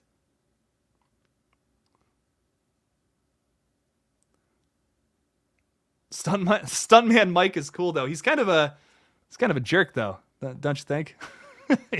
With what happens in that movie, I don't know. I think Planet Terror is superior in every aspect. Like Planet Terror is maybe one of my favorite zombie movies ever. Fantastic. My fiance goes to Chipotle, and every time there's a new worker, he orders 500 burritos. Well, listen, Jen, I dealt with a few people like this in my burrito rapping days, and let me tell you, it was not fun. Like, and you read that and you're like, oh, Jen's probably kidding. No, like we would get into work at like 10:30, and the place opens at 10:45, and it'd be like, hey, here's an online order for 17 bowls. What? Like I have to do that in 15 minutes? Oh my God. Like I got pretty fast too. Like you ever go into Chipotle and the people are going like crazy a million miles an hour? That's the only way to work at Chipotle. Please don't get mad at people for doing that, because that is literally the only way to work there. Otherwise, everyone will hate you, and it sucks. So I learned how to get fast. You got to go fast. You got to learn how to be Sonic. So I know, Jen. No, I'm just messing with you. I'm just kidding. I'm just messing around. I'm not. I appreciate that, Brock, but I'm not really like famous. I'm not. I'm just like, I just kind of vibe on YouTube. I've never been recognized in real life or anything like that, and I don't think that'll ever happen. I'm not really like, I'm just kind of a guy that talks about horror movies. I don't know. Like, I'm sure if I would probably geek out more about meeting like one of you guys than you guys geeking out about me. So I don't Listen, go geek out about like Jamie Kennedy. Go geek out about Matthew Lillard. Go geek out about the people in the movies. Don't geek out over me. I'm just some dude who talks about horror movies. I appreciate it, but I don't have any. I've had some people message me some whack shit on like Instagram before, but like that's about it. I had a person who would like call me every single day. Like, you know, you can like call people on Instagram. I had a person who would call me and I was like, please stop. Like I will block you. So that was kind of whack, but nah. You and your mom should do shooting locations for Scream 3. Yes. Once again, other side of the country for me. I would love to go out there and do that. A lot of people seem to like Mama KillJoy in the last video, so she will definitely be back in some capacity. So I will eventually. It's my goal to get the three other Scream movies I have not done locations videos. I will do all of them. They will all be done. All of the Infinity Stones shall be mine, as they say. Thoughts on The Babysitter 1 and 2? Are they horror or more of a comedy? Yeah, definitely more little bit comedy, but also a little bit horror too. I love the first one. I think it's probably my favorite McG film. Not that that's saying much, but the second one was okay. I think Jenna Ortega, if Jenna Ortega wasn't in that movie, I probably wouldn't like it at all. But she kills it. She steals the show. She's amazing. Why did they sideline Samara Weaving? I couldn't tell you. I don't understand why they just wouldn't have her in the movie. Totally lost something without her. That second one. It was good. Like it was fine, but the first one was good because of Samara Weaving, and like she killed it. I think she was amazing. But yeah, second one was just okay.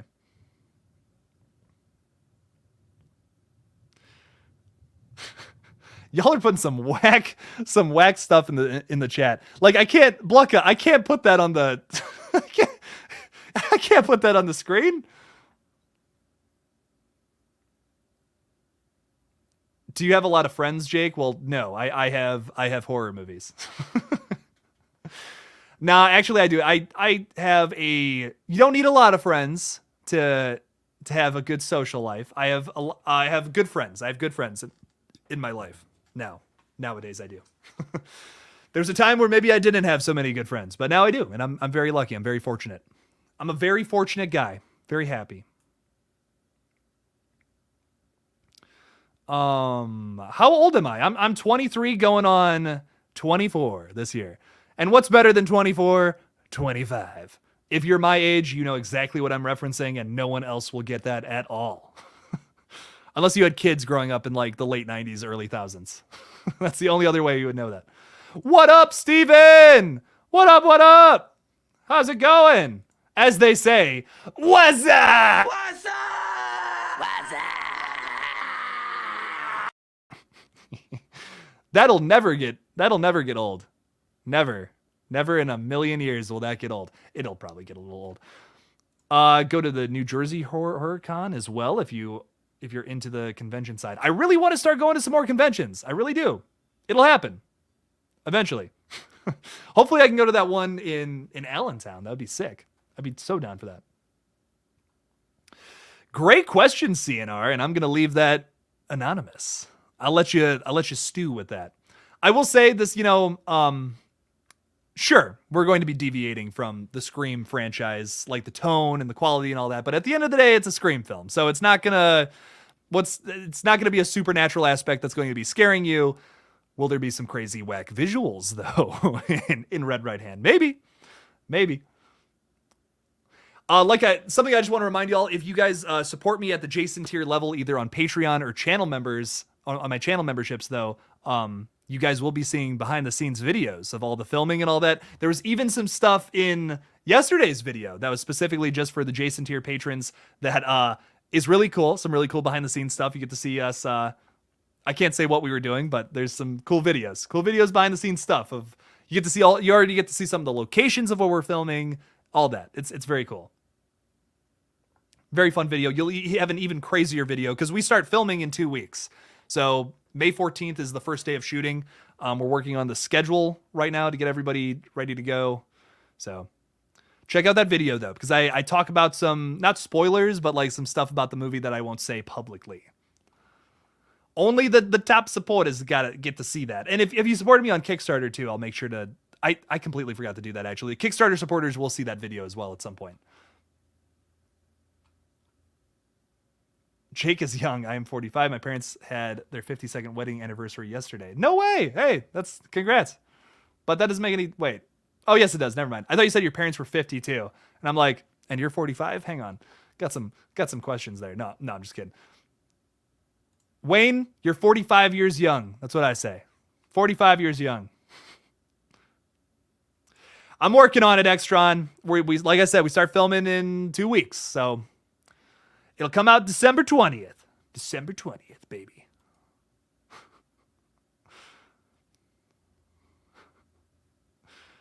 Do not know why. What? Have a shirt that says "Chillin' Killin' with Ghostface with Mickey Mouse hands and a knife." I think he should definitely have the Mickey Mouse gloves, like for sure. That's gonna be a must from me. That's hilarious. Teeth is the scariest film of all time. That's a claim right there. That is a claim. Ghostface 297. Necessary distraction. Thank you so much. New channel member. Welcome to the KillJoy cult or family. Just family. Definitely just a good old fashioned family here. Not a cult. Maybe a cult. Questionably a cult. It's been 3 minutes. Where's the Richie clip? That's what I'm here for. If we get a good comment from Ghostface, I'll throw it up. I'll throw it up again. Time to put the Mickey gloves in red right hand. We're gonna have a Mickey Mouse. We're gonna have a Mickey Mouse Ghostface. It'd be great. Brush your teeth. Listen. I'm relentless about brushing my teeth. I don't know what you're talking about. These teeth are clean as a whistle. I'd eat scrambled eggs off of these teeth. No one has ever said that before. What? What are you saying, Jake? I want more Stu Mocker clips. I'll work on that. I will work on that. I only have a set of a few clips here, but we're going to get some more clips going. We're going to get them going real soon. And my favorite one, though, is probably this one. America! Fuck yeah! That's like my favorite comedy of all time. Like, I don't know what it is about Team America, but it just slaps for me. America! What's up? Okay, I already played the What's Up twice. I can't. People are going to leave. People are going to be like, nope, can't stand that, Jake. Fast and Furious 13. Ghostface does Fast and Furious. Ghostface has taken killing to the next level worldwide. Can the family stop Ghostface? Or is Ghostface in the family?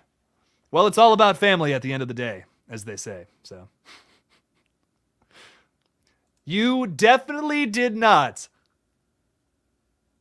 Definitely not a cult. Can Jake sexy wink? No. Was that not? Why was the mouth open? There you go. That wasn't very sexy, though. No, I don't think so. America. Yes, exactly. We have another Ghostface in the chat. Oh my God, it's Ghost. Holy shit, it's Ghostface! What's up, Ghostface fanatic? What's going on? What's going on? Flash Skywalker is a Patreon member. Heck yeah. What did you think about the Red Right Hand video? Because I believe you're a Jason tier patron, if I remember correctly. Thank you, by the way, Mr. Flash. I hope you liked it. I really hoped you liked the video if you saw it yet. It's a banger, honestly. I think it's a banger. It's a creepy wink. Okay, it's not sexy. It's creepy. Gotcha. Writing it down, Wayne. Writing it down. Definitely scary movie. Like 100%. I watched like 5 minutes of that other one, and it's just like it feels like the parody of Scary Movie is what it feels like. more than anything. Great title though. Great title.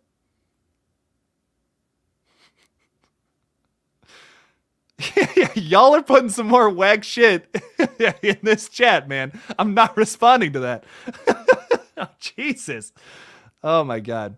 We need a watch party for Tucker and Dale versus Evil. I'll have to talk about that. I'll have to talk about that one because we've had a few people talk about that today, which is awesome. I absolutely love Tucker and Dale versus Evil. I'll have to do an in-depth review about that because that's a banger right there, or a watch party for sure. Do I have your permission to make you into a WWE superstar in WWE 2K22? Yes. And if you do that though, I ask but one thing. Can you please send me can you send me a picture?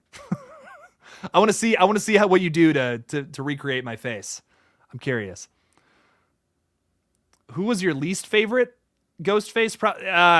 Probably a tie between, and I know this is how people feel about it. Some people disagree, and that's fine. But Mrs. Loomis and Charlie are probably at a tie for my bottom, for the bottom.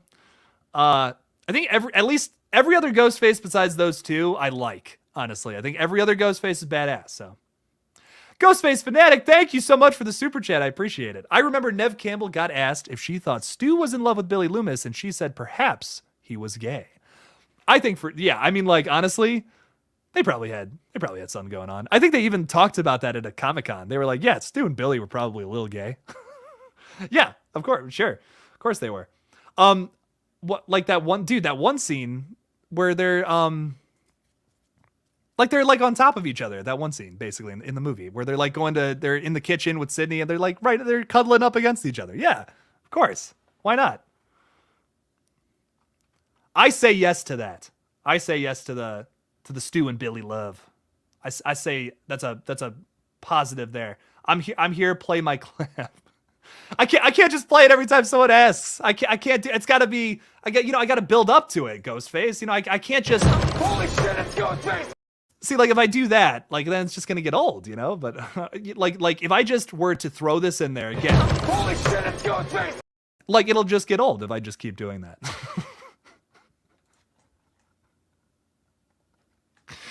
I hate myself so. I hate myself so much. Never enough Ghostfaces. Never enough Ghostfaces. What's up, Craven? Something scary? What's going on? What's up? What's up? Nora is also here. If Scream 6 makes Sydney the sideline, I hope to God they make her the main star in Scream 7. Let me ask you this, Nora. I'm curious. I'm curious how you feel about this. Do you feel like they could do another Sydney story? Is there more story to tell with Sydney? Because if they make her the lead, I'd feel like they'd have to make it about her all again. And I think it would be kind of tough to top the story that runs through Screams 1 through 3. So that's why I kind of argue don't make Sydney the main character again, because she's so her story's great. Her story's great in 1 through 3. I don't know if they could top it. If they can top it, if they have a story that can top it, make Sydney the lead again, I'm all for it. But I'm down to tell a new story, is how I feel about it, I guess, more or less. I don't want her to be sidelined and completely gone though. She's got to be a part of it. She is Scream in a capacity, but Ghostface with a suit. Oh, this is a different. Holy crap, we got multiple Ghostfaces here. This is awesome. Thank you, Ghostface297. I appreciate it. Ghostface doesn't do what Ghostface does for Ghostface. Ghostface does what Ghostface does because Ghostface is Ghostface. Exactly. And because there's so many Ghostfaces in the chat, you know what? At this point, fuck it. Holy shit, it's Ghostface! Never enough of Jack Quaid holy shitting about Ghostface. That's so funny. Oh God, here we go. Stu train is rolling. Stu, boop boop. Let's go. Let's get it going. Get it up. Craven, you gotta send me that. I saw Jen sent me a clip, which I'm gonna look at that in a second here. But Craven, you gotta send me the clip of Craven. Not what am I saying? You gotta send me the clip of Stu going nuts. Give me some Stu clips to throw on here.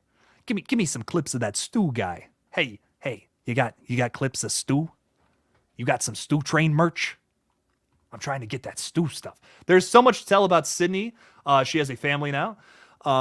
She had a career of counseling. There is so much to work with so much potential material and growth for her. But let me ask you this, Michael. If she's the star, if she's the face again of everything, are her kids now gonna have Ghostface coming after them? Because let's be honest, she has a baby and probably maybe another younger kid. I feel like they're in harm's way, and I don't think anyone wants to see Sydney's kids get murdered. And here's the thing, if they put her at the face of the franchise again, she's the lead character once again, I feel like it's kind of inevitable that her Ghostface goes after her family. You know what I mean? feel like that's kind of inevitable. And then what are you going to do? Just like not have Ghostface kill an easy target? I don't know. I don't see it happening. I don't see her being like the main character again, I guess is my point. I'm totally down with her. She needs to be in it, I think, for sure. She has to be in Scream 6. She has to be, but I don't know if she needs, like, I don't know if we need a new Sydney story, I guess is my point. I see what you're saying, though, like some more character development, but in a lot of ways, I feel like her story is kind of over, and that's a positive thing. I think Sidney Prescott deserves a happy ending, so. Jill. We got Bob on the Jill train. I should be the conductor of the Jill train, because I love Jill. I love me some Jill. The Jiller killer.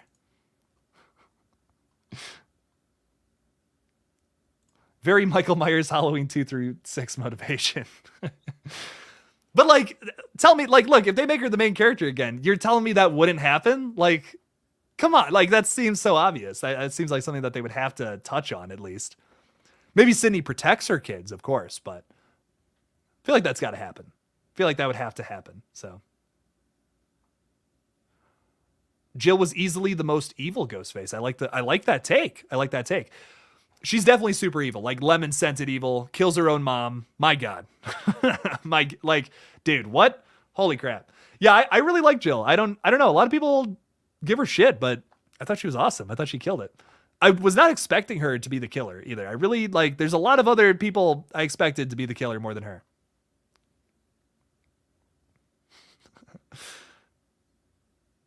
Great. Hey, Steven, I know what you're referencing. I know what you're referencing, Steven, and I appreciate it. I got to get some Austin Powers clips. That's what I got to get. I got like some of my favorite comedies in here. I'm going to get like a clip from all my favorite comedies. That's what I'm going to do. So like Anchorman's got to be in there. We got to get a clip from Austin Powers. We got America Fuck Yeah. That's important. Super, super important. And then maybe my favorite unintentional comedy of all time is this. Oh, no, not the beast! Not the beast! Ah! Banger alert right there. How about a courtesy flush over there, partner? I want to talk to Jill. Jill rhymes with kill. Yes. That is why I like to call her the Jiller killer. Maybe that's why they named her Jill, honestly, because kill, you know? That's cool. I like that. I like it. That's cool. I like Jill's motive, her reveal and everything, but I don't think she's alive. Yeah, I don't think she's alive either. Probably not. But I like me some Jill. She's cool. She's not cool. She's actually very evil, but I like the character. She's a very well-written character. Sidney Prescott, if Sidney Prescott was a killer, essentially. So cool. Totally down for that. Stu feels Billy is given all the credit for the 1996 murders. This is his motive for being behind the killings now. Just my thought. Yeah, you know, I could see them making fun of like using Stu as a commentary tool. Maybe in like a Scream 7 if that happens. I could see that happening. Like maybe they comment on the fact of like they actually make fun of bringing back old characters into Scream films with Stu. They could utilize him for the commentary, which is something that, like my two favorite things about Scream, the franchise in general, as a whole. I love the commentary. I love the commentary on just the horror genre as a whole. That's always great. And I also really just like the characters. The characters are fantastic too. So that's kind of doing both of those things. You're bringing back a beloved character. You're bringing in a commentary. I think that's, I don't know. I'm down for it if they go that route. But if they just bring him back to bring him back and it's just like, hey, Stu's here. I don't want to see that. I don't know. I'm just like, yeah. Once again, I value a well-written story over anything, I guess that's the big thing for me.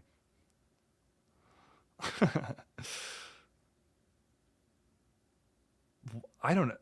What the heck are y'all talking about? Okay. Oh, no, them is some fighting words. Jill could easily be alive and not brain dead. It was at the cheeks. It was at the cheeks, Savannah. And defibrillator would not spread like lightning. Yeah, you know, if we're following horror movie logic, though, she's probably dead. I'd be down. I'd be down to see her in like a flashback or something, but I don't know. I don't know. I like to me. There's a bunch of people, lot of great actresses and actors out there that could play a new killer. Like I've talked a lot about Samara Weaving. Like how cool would she be as a killer, as a murderer? I'd be so down to see that again. She's amazing in The Babysitter. For her to be there, oh my god, that would just be awesome. Who do you think Samara Weaving? Who do you think Samara Weaving would have played in Scream 5 if she was cast for that? That's my question. Because like it almost seemed like they were considering her for it. I think Liv McKenzie is probably who they would have had her play. But I don't know. I could be wrong. Do I like Stranger Things? Heck yeah. Stranger Things is hella underrated, man. I don't know. Why do people not like Stranger Things? I don't know. I don't get it. Everyone's like, oh, it's this overhyped Netflix show. No, it's not. It's hyped, but it deserves it. Like the second season dips a little bit. Sure. I'll give you that.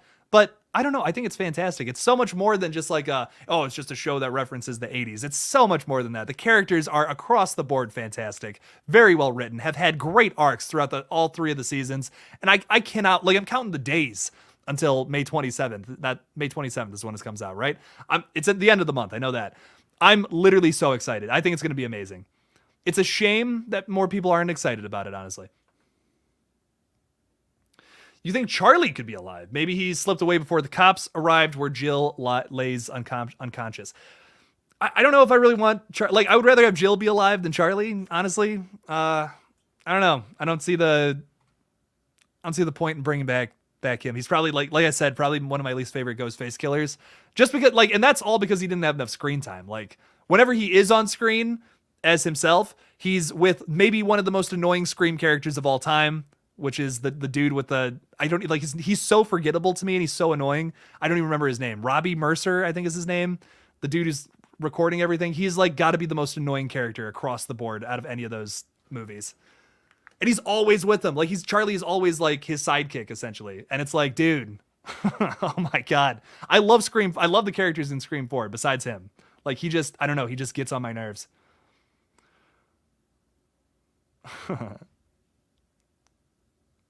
Shouldn't cost $30 million an episode though. Well, it is kind of Netflix's bread and butter at this point, so they're gonna throw whatever Stranger Things wants at them. I think that's why it costs so much, because they're like, hey, if you will give us more money, we'll use it. Sure, I understand it. I get it, but yeah, it probably doesn't need $30 million budget per episode. You also got to think about like a lot of that money is probably going towards these kid actors now too, because they're stars now. Like I can't tell you all of this story because my buddy had to sign an NDA. But my buddy recently met Caleb, who plays Lucas on Stranger Things. And like, he's like going to be in the star of some movie that they're filming in Cleveland. Like they were filming it like last week here. So, I don't know. I guess I just disagree as a business move. Yeah, like I said though, like a lot of that budget probably goes towards the actors and actresses. Like they're getting paid a lot more than what they were getting paid on Stranger Things season 1. Like for sure at this point, they're all of them are stars. I'm sure Finn Wolfhard's contract looks like insane. Like I bet he's making at least a couple million per episode, probably, at least. I guarantee it. Especially Millie Bobby Brown too. Like she's probably making bank. So. I like to know, how is Stu alive? Great question. I wouldn't know. You'd have to talk to Mr. Craven something scary about that, because he has some theories on that. I don't think they're bringing him back. I think it's cool to like talk about it. It's an interesting theory, but I'm personally like, if they bring him back, I said this on my Stu live stream the other day. I said if they bring him back with cool commentary on literally commenting on bringing back characters and how that can get ridiculous. Yeah. Okay. I'm down for that. I'm down for that meta humor, down for that meta commentary. Cool. Sure. Like I would be so down for that movie. But if they do it in any other way, I'm just like, I don't see the point in doing it. Like he's a great character. He's awesome, but Stu's not going to be Stu. I feel like the majority of the fan base is going to be disappointed with it. The most illogical theories is Charlie being alive, Jill being alive, Mickey being alive, and Roman being a ghost face in Scream 1. Roman was technically there for Scream 1, though. That's like kind of confirmed. I don't think he was killing anybody, but he was kind of like running the show a little bit, right? So wasn't necessarily like actual killer, but yeah. What's up, Darth? What's going on? What's up? What's up? What's up?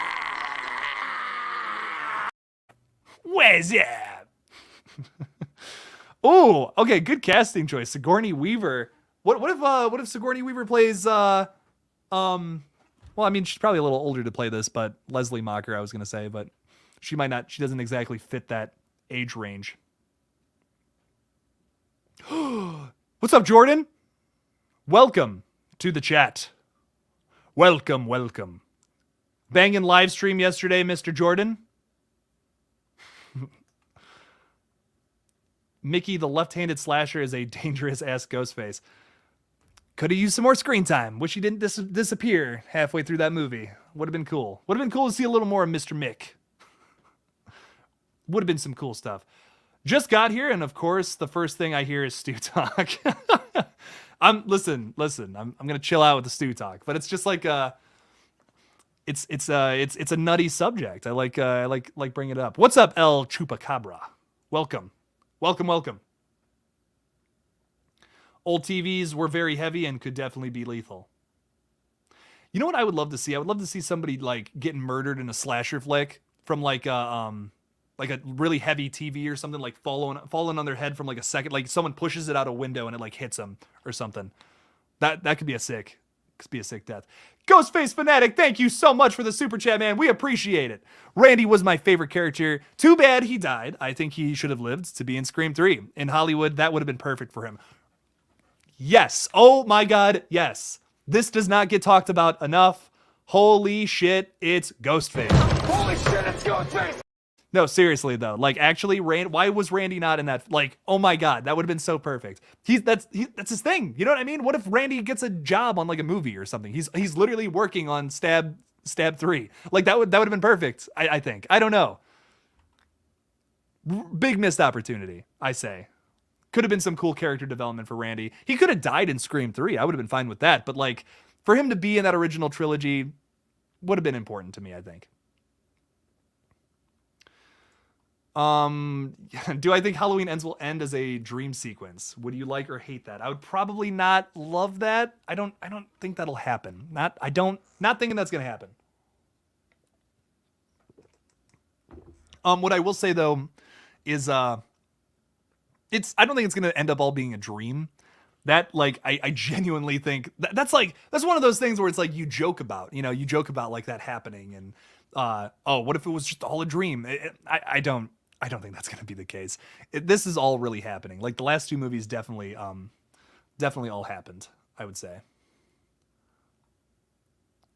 Roman he even confirms in Scream they had no idea that Billy and Stu would start a film of their own, aka their own killing spree. Yeah, but like he's the reason it happened.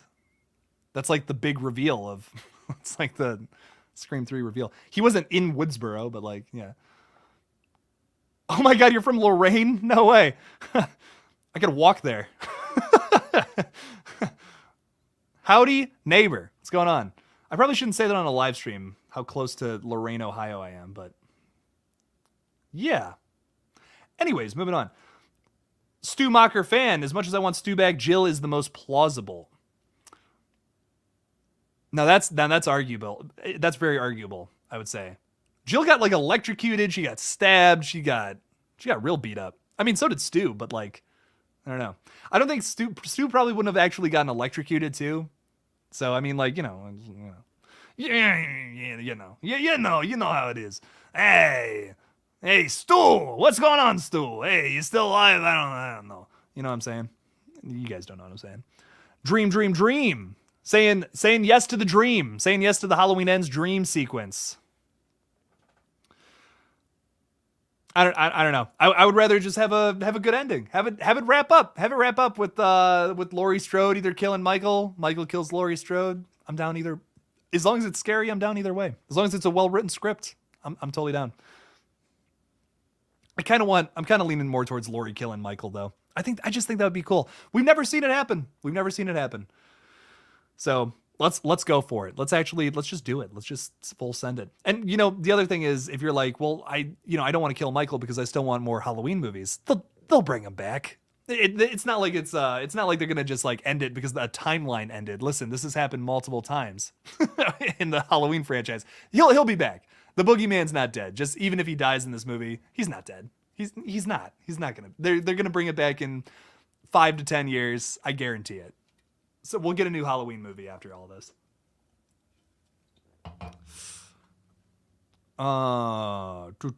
Dude, Shia LaBeouf. Just do it, Shia LaBeouf style. Oh, that's what I need. I need just do it. I need that. I need that clip. That's what I'm gonna need.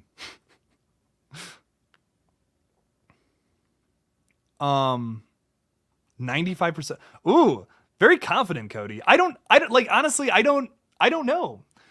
Would people hate that end? Like how it's being how JLC kind of described it was that everyone's going to hate the ending. And I don't think everyone would hate that ending.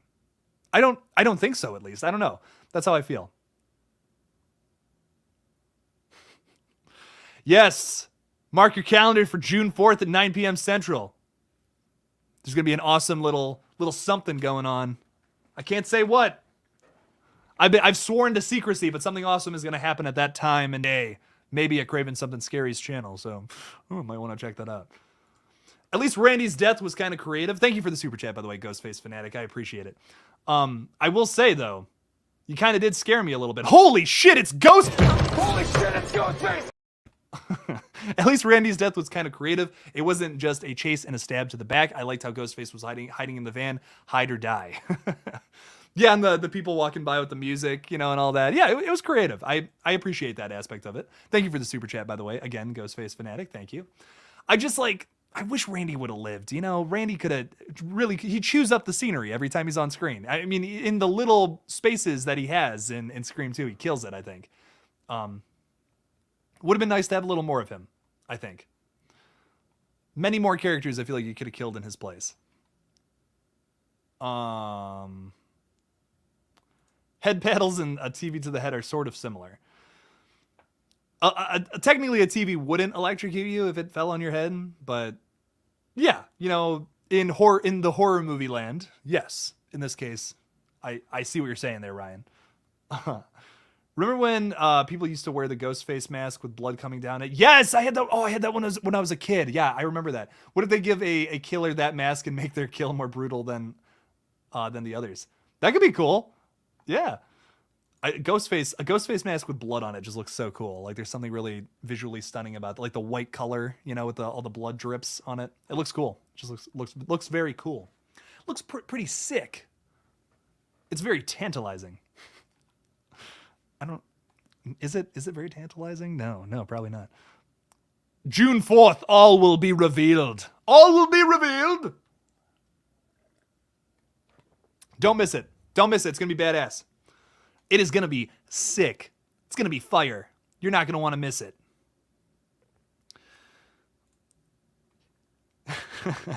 He put his hands up to catch the TV. So he just lost his hands. His face is okay. He just lost his hands.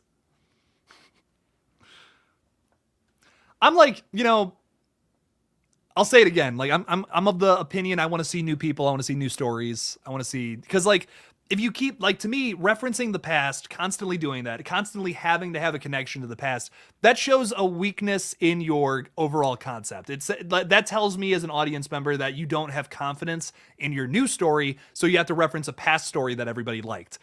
And for me, I would rather just see a new good story, which if you actually put in the work and you actually make a good script and you make a good movie, then it's good. There you go. Banging.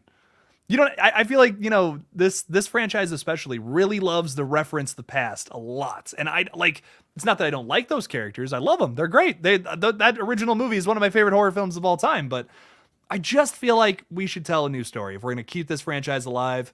Otherwise, it's like, I'd rather just go back and watch Scream 96 again, is how I feel about it.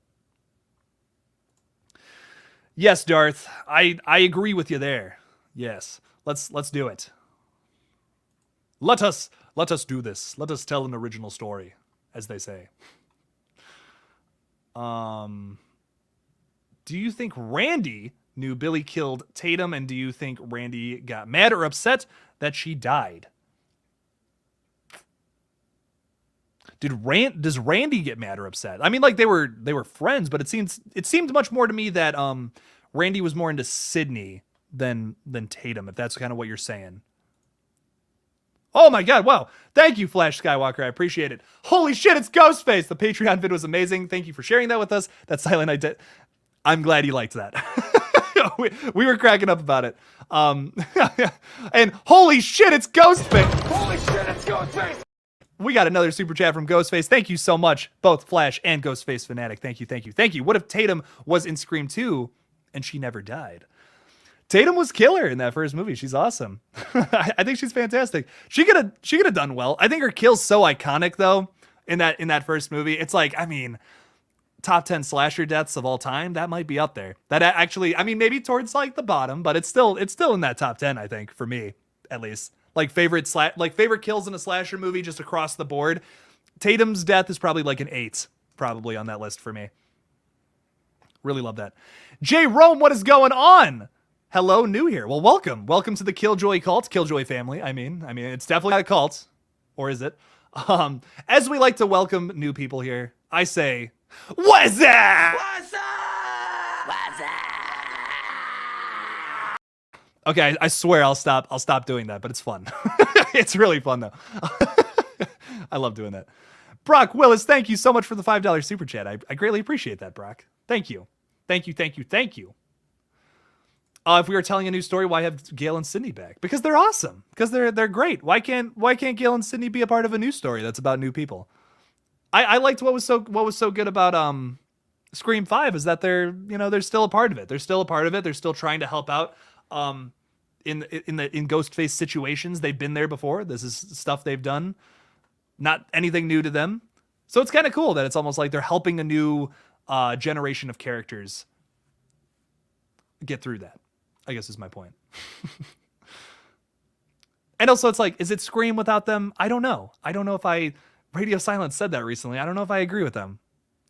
I don't know. I think it's like those characters are so iconic. They're so great. It's like, I wouldn't want them to not be a part of it anymore. They're like, I love Gail. I love Sydney. Fantastic characters. I want to see where they can go next with them, honestly. Am I into rap? Imagine Michael and Ghostface start a rap career together. Have you ever watched The Merkins, Alejandro? Because oh boy, have I got a good horror YouTube channel for you. They are amazing. Also from Parma, my stomping grounds, essentially. Good dudes. I would love to meet up with them. I mean, I could probably, like, once again, another place I could walk to, essentially, wherever they're at. So check out the Merkins. They do they make music with like based off of Friday the 13th, based off of Halloween. They have a Ghostface song. They do Call Me Maybe, but wait, is it Call Me Maybe? No. It's the Drake song. I used to call you on my cell phone. That song, if I get in trouble for that, whatever. At this point, screw it. They do that song, but with Ghostface, and it's awesome. So, oh, Craven, something scary. Thank you so much, man. I appreciate it. Thank you. Got to split, but much love, bro. See you on the Lethal Collective tomorrow. Hashtag Stu lives. June 4th will be epic. Heck yeah. Make sure to check that out, everybody, on June 4th. It's Craven something scary, doing something, can't say what, but it's banging. But it's going to be banging. I'm actually very excited for it. Craven pitched the idea to me the other day, and wow, like, so pumped. You have no idea. It's going to be awesome. Hotline Bling. Yeah. Fucking vibe. I love that song. Everyone was like, it's overplayed, but I still played it. I don't care. I like it. How do we feel about Drake? I know we're all talking about horror movies, but how do we feel about Drake? I like Drake. I remember my people at Chipotle, they were like, not really, like Drake is kind of just like radio music to me. And I'm just like, what? I get hyped up to some Drake, man. I don't know. That's just me. Metal, rap, I love both of those. Those are my two favorite genres at the moment. Maybe some lo-fi music every now and then when I'm trying to chill out, but I listen to everything. I love all kinds of music. Olivia's kill is what made her memorable. Yeah. 100%. Yeah. She's kind of okay. Okay. Listen to this though. I think if you guys watch my Scream 4 locations video, you probably already know this. Like the road that is right next to where they filmed the two houses, like the main houses from Scream 4 is literally Morris Road, which is nuts, or Morris Avenue or something like that. And I'm like, no way. That's cool. That's the character from the movie. Hey, that's cool. I have listened to NF. Oh God, what is that? I know When I Grow Up or something like that. What is that? How does that song go? Make a couple mil. Something, leave it in the will for the fam. Leave it to the fam in the will. I love that song. That's a banger right there. Absolutely. I like some Kendrick too. A little bit of We Gonna Be All Right. Banging song. Like me a little bit of that. Ghost of Cyberspace. Scream. Scream 11. Ghost Space. In space, nobody can hear you stab. Get it? Cause yeah. Okay, never mind. Have I listened to Pop Smoke? Yeah, I've listened. Yeah, a little bit. Yeah. Drill is like the horror genre for rap. Nice for rap. Yeah, sick. Badass. Cool. I think I've listened to a little bit of Pop Smoke, not a whole lot. It sounds very, very familiar. Very familiar thing though. Logan asks, "What's your favorite scary movie?" Like Logan, that's just like how do I answer that? Every time someone asks me that question, I'm just like, I don't know. How do I answer that? I love a lot of horror movies. There's so many good ones. So many bangers. I recently watched High Tension again. It's been a long time since I saw High Tension. I really like that movie. That was a banger, man. Not my favorite movie like of all time, but like it's been a long time since I've seen it. And I was like, hey, okay, good stuff. Some badass stuff. Am I tired? Not, I'm okay. You know, I've been going for 2 hours, but I'm vibing. Like you talk for 2 hours straight and like, woo, gotta start switching to water instead of things that are going to dehydrate me. But now I'm vibing. We're having a good time. I love Juice WRLD. You know what I've actually been vibing with lately? I've been listening to the Spider-Man soundtrack, like the Into the Spider-Verse soundtrack. I love Juice WRLD's song on that. That's banging. It's a really good song. I love just about every track on the Spider-Man like soundtrack or whatever for Into the Spider-Verse. Very good. Very good stuff. Yeah, the Hills Have Eyes remake director. That's like his first film, I think. He also does Piranha 3D, which is, I don't know why, but I love it. I think it's great. I hate all the unnecessary, like, oh, hey, I'm like girls with their tops off. It's like, it's so unnecessary. I hate when horror movies over rely on that to bring in like a male audience. And it's just like that, once again, another thing that shows a lack of confidence in your overall premise. It's my only diss about that whole film. I think like, honestly, if it didn't have that overabundance of all that, it would be just a banging fish film. It would be a 10 out of 10. I have it as a 9 out of 10 for me personally, but Piranha 3, I just love Piranha 3D. I don't know what it is, but it's just a banger. Are the deaths going to be real, or is it someone just playing mind games? Probably they'll probably be real. Be kind of whack if it was something like High Tension. I won't ruin the twist, but yeah. I hope they're real. I hope it's really bloody and really gory. A24 is no stranger to that, so hopefully that's the case. If you were in a Scream film, what role would you want to have? Definitely whoever Ghostface is. Like, I would love to play a Ghostface killer. And goes to show why I'm making Red Right Hand and playing a Ghostface killer. You guys already know that, though. If you guys have no idea about anything with my Scream fan film, it's from the killer's perspective. So you know that you already know who the killers are, but there's still a mystery.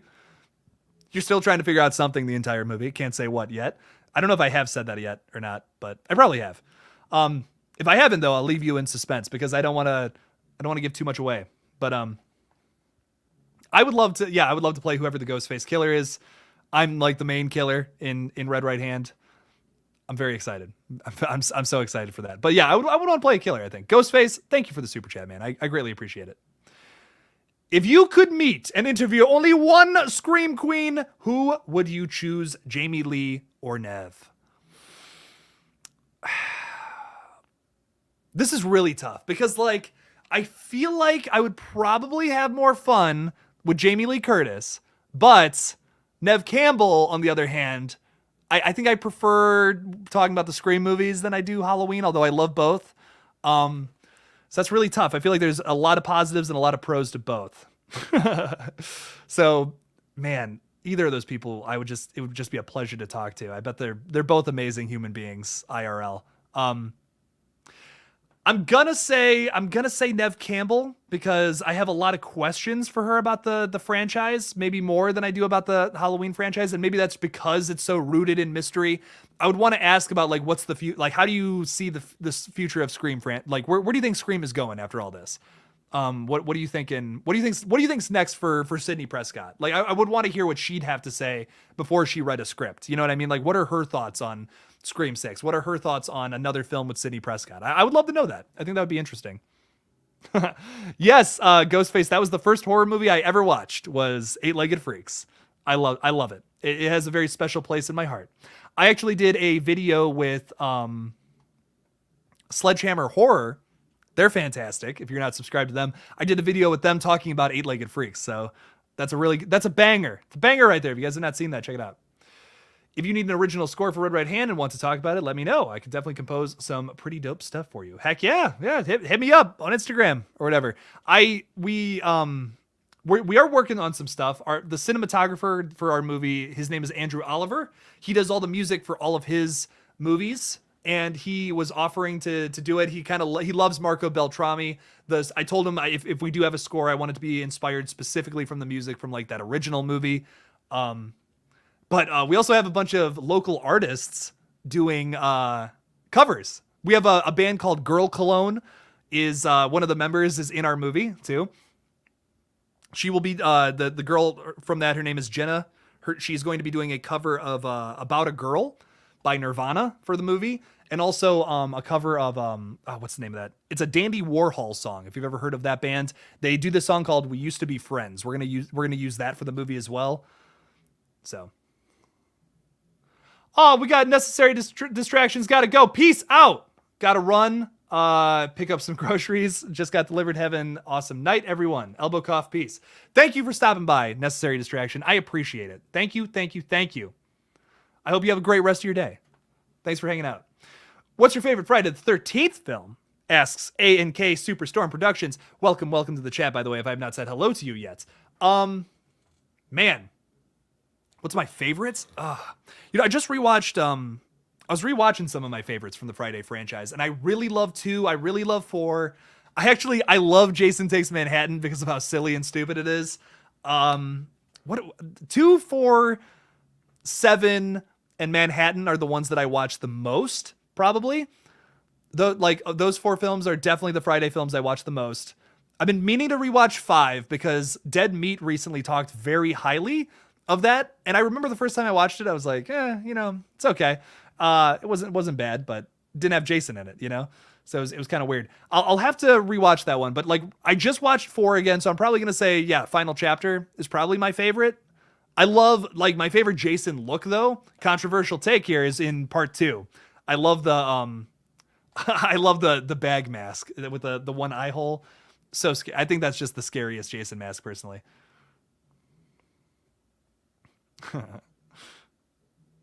What are your thoughts about the I Know What You Do? Do you think it would be a good time for a requel after the success of Scream 5? How I feel about those movies is they can 100% do them better. Like, they're good, they're fun. The characters are just very unlikable in that original movie, and I think that's what separates those films from the Scream films for me personally. A lot of people also attribute to that film that it's like, oh, this is easily, like, the best, like, post-Scream movie. And I totally disagree. I think Urban Legends is easily the best, like, Scream, like, copycat movie from the late 90s, early thousands. Like, there's, like, that little time period where we got a bunch of movies in the same vein of Scream. They were slashers, they were murder mystery kind of movies. They were, they had, like, really relatable characters, really fun moments. They were almost like borderline horror comedies. And Urban Legend is just Urban Legends, that's easily my favorite. One and the first two are fantastic. I've yet to see the third one, but what the movies in that franchise I have seen, I really like them. They're cheesy, they're a bit corny, but I love them. They're fun. The characters are the big thing. I actually really like the characters in both of those films. That was a big positive. So if they do another I Know What You Did Last Summer, put a focus on the characters. That's my big thing. Make some really likable, relatable characters if they're going to reboot that. The series, I watched one episode. I just wasn't interested. It was basically just Euphoria with some murder. So I don't know. That wasn't my thing, I guess. Who's your favorite killer and favorite character? Ghostface Fanatic, thank you again for the super chat. I greatly appreciate it. And as always, whenever a Ghostface super chats, holy shit, it's Ghostface! Holy shit, it's Ghostface! always have to do it. Who's my favorite killer, favorite character? My favorite killer is probably Stu. I love Stu. Love me some Stu Mocker action. Probably my favorite killer across the board in any of the Scream films. Just because he's so silly. His Matthew Lillard's body language, his performance is just amazing. Oh my god! I mean, his physicality is just crazy. It's awesome. I'll be right back. Ah. Like I just love his voice too. He cracks me up whenever he's on screen. He's awesome. My favorite character is probably Randy though. I love Randy. Randy's so great. Such a great little soul that died too early, I feel. But I love Randy. Randy's so funny. He's great. He's relatable. He's basically the audience in a weird sort of way. When you're watching a movie and you see something in a horror film that's just like something else, you're like, oh, hey, that's just like Halloween. That's just like I Know What You Did Last Summer. You know what I mean? Like you're constantly thinking that. You're referencing things on screen. Randy is kind of doing that for you, and he's so relatable. He's so fun. I love him. Randy Meeks, top tier character. What are your thoughts on the Exorcist TV show from Fox? I saw a little bit of it. I haven't seen all of it. I heard it got canceled way too early and it got really good. What I have seen of it, fantastic. Like really bad, just a pretty damn good show. I really hope they do these movies well. That's my big thing. I hope these new Exorcist movies are actually good. It would just suck if that first one sucks and then we have two more coming. Like, ugh. I don't know. Jason Blum better have some killer idea up his sleeve for that to be good. That's all I gotta say. Show was cool though. I gotta actually watch all of it, but yeah. I bet it's banging though. I heard it got canceled way too early. Is what I know about it. See, y'all got a dip. Peace out, Jordan. Thank you for stopping by. We appreciate it. We appreciate you stopping by and hanging out. What are you waiting for? What are you waiting for? Yeah, it's an iconic scene. Yeah. The twist was good. The twist and I Know What You Did Last Summer is good. Another thing is I don't love the dialogue in that movie. Johnny Galecki is very briefly in that movie, and his character is just every time he's on screen, he's so unwatchable.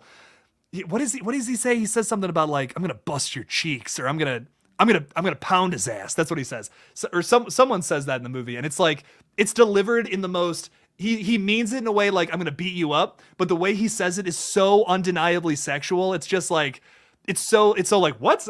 Did I hear that right? What?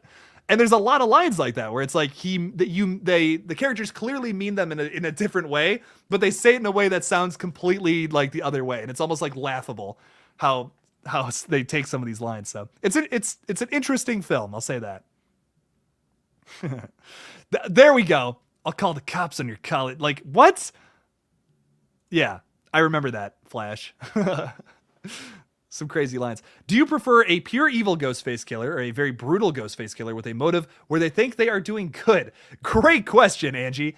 I will say this. I think if you have the kind of evil where it's like, I'm evil, and they stroke their white cat while it sits on their lap, they're bald, they have like a big long mustache that curls like that. It's silly. You know what I mean? It's like, why no one wakes up and just chooses violence. You know what I mean?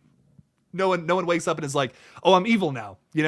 Like I prefer, everyone thinks they're the good guy at the end of the day, I think. So I think someone who has a motive where they think they're doing good, but really they're just making things worse. Like, think the most popular example of this, I think, is Thanos, where it's like Thanos' intentions are good, but he's going about it in a way that's like really evil and and is basically what genocide is. He just doesn't realize. I don't think he even realizes it's genocide. But yeah, so that to me is much more interesting when you have a character. It's almost like you can, like, in a weird sort of way, you can kind of root for a Thanos. You can kind of root for someone who's going after things for a good thing. And we've always ever seen Ghostface killers who are doing things for selfish reasons.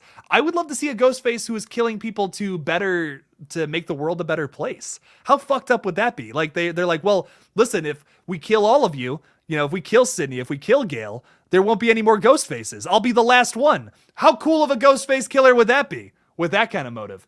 Where it's like they want to kill the remaining survivors so that no more, like, they try to cover up all the stab movies. They try to cover up all the past killings. It's like, well, if we take them all out, there won't be any more Ghostfaces. I'll be the last one. We can just end all this now. You just have to die. You know what I mean? Like, how cool would that be? Good intentions, but going about it in a horrible, very evil way. That would be very interesting to me. I would love to see that play out. That would be an awesome movie. I would totally kill to see that. I don't know why when I first watched I Know What You Did Last Summer, the ending made me cry. I had no idea why. I guess I was going through something. Oh, well, you know, listen, movies are subjective, and if they bring out any emotion in you, that's awesome. That means they did their job, you know? I think that's what is so amazing about movies. Everyone experiences them differently. And it's wonderful. It's why I try not to shit on movies. I try not to say like, oh, this sucks. Just because I didn't like it doesn't mean it didn't bring out some amazing emotional experience with somebody else. So I never try to say a movie sucks. If something is very, like, if it's like clear, people put effort into it. If people didn't put effort into a movie and it's very clear, I'm going to trash on it. Like Full Moon Pictures, they don't put effort into their movies. So I really don't, I'll trash on any of those. I don't care. They just kind of pump out movies to pump out movies. But, I'm not gonna crap on something, like, just because I don't love I Know What You Did Last Summer doesn't mean it won't spark some kind of amazing feelings in somebody else. So I don't hate it. I think there's a lot to love there. I think there's some fun stuff there. There's some cool kills. Sarah Michelle Gellar's whole chase scene in that movie is like iconic. That's probably my favorite part. That's the highlight of the film for me. Kevin Williamson wrote I Know What You Did Last Summer, and I could definitely tell Kevin Williamson wrote the script before nailing it with Scream and The Faculty. Yeah. You said it perfectly, Aiden. I think that it feels like Scream, but it's like something's off. You know, he didn't have the characters down at that point, but then you get to Scream, the characters are all great. You get to The Faculty, characters are all, for the most part, great. Very fun to watch. EF, what is going on? Can you make a video on your top 10 favorite movies? That'd be really tough because I don't like... Okay, so I will say this, though. For my birthday last year, I did make a video very similar to that, where I talked about like 10 of my favorite horror movies of all time in no particular order. I will probably do the updated version of that come this September for my birthday again. I think I'll make it like a yearly, like an annual tradition. On my birthday, every September, I will put out a video where it's like top 10 favorite movies like that. Of like right now, what are my favorite movies that come to mind? And I won't even watch the past videos. Like if I repeat stuff, I won't even know, you know? So, but if I don't, that'll make it really interesting to see what comes to mind now. Cause I've like, you know, since September 24th of last year, I've watched a shit ton of new horror movies that I've never seen before. So has my list changed? Yeah, probably. I can't even remember what I put on there. I think I talked about Scream. I know I talked about Hereditary. I know I talked about like Piranha 3D, Jaws. I can't remember what else I put on there though. Top 10 favorite. Insidious. I love Insidious is definitely in there for me right now. I haven't watched that in a long time though. So maybe that has changed. I'm not sure. I would love to have a benevolent ghost face, but I don't think it'll happen. Would it even work? Maybe it's a killer who is sick of being bullied for whatever. I could see that. Yeah, I could see that working. Like maybe like a high school kid, you know, or something, like getting bullied and dons the mask to take out his bullies, something along those lines. I could see that working. That'd be sweet. I don't hate that idea. I think it's sick. Do you think it would be cool to see film studios do proper remakes of silent horrors like Phantom of the Opera or The Cabinet of Dr. Caligari? I will say this. Robert Eggers was going to do a remake of Nosferatu. I don't think it's still happening. But I remember he talked briefly about he'd love to do that with Anya Taylor-Joy, like put her in it in some case. I'd be so down to that. I'd be so down. I would be super interested in it. If it was silent, it would be a bit weird. I will say that it would be strange, but I'd be interested. I'd be interested in seeing what they do with it. Proper remakes, I'm assuming. Yeah, you mean like it would have to be silent.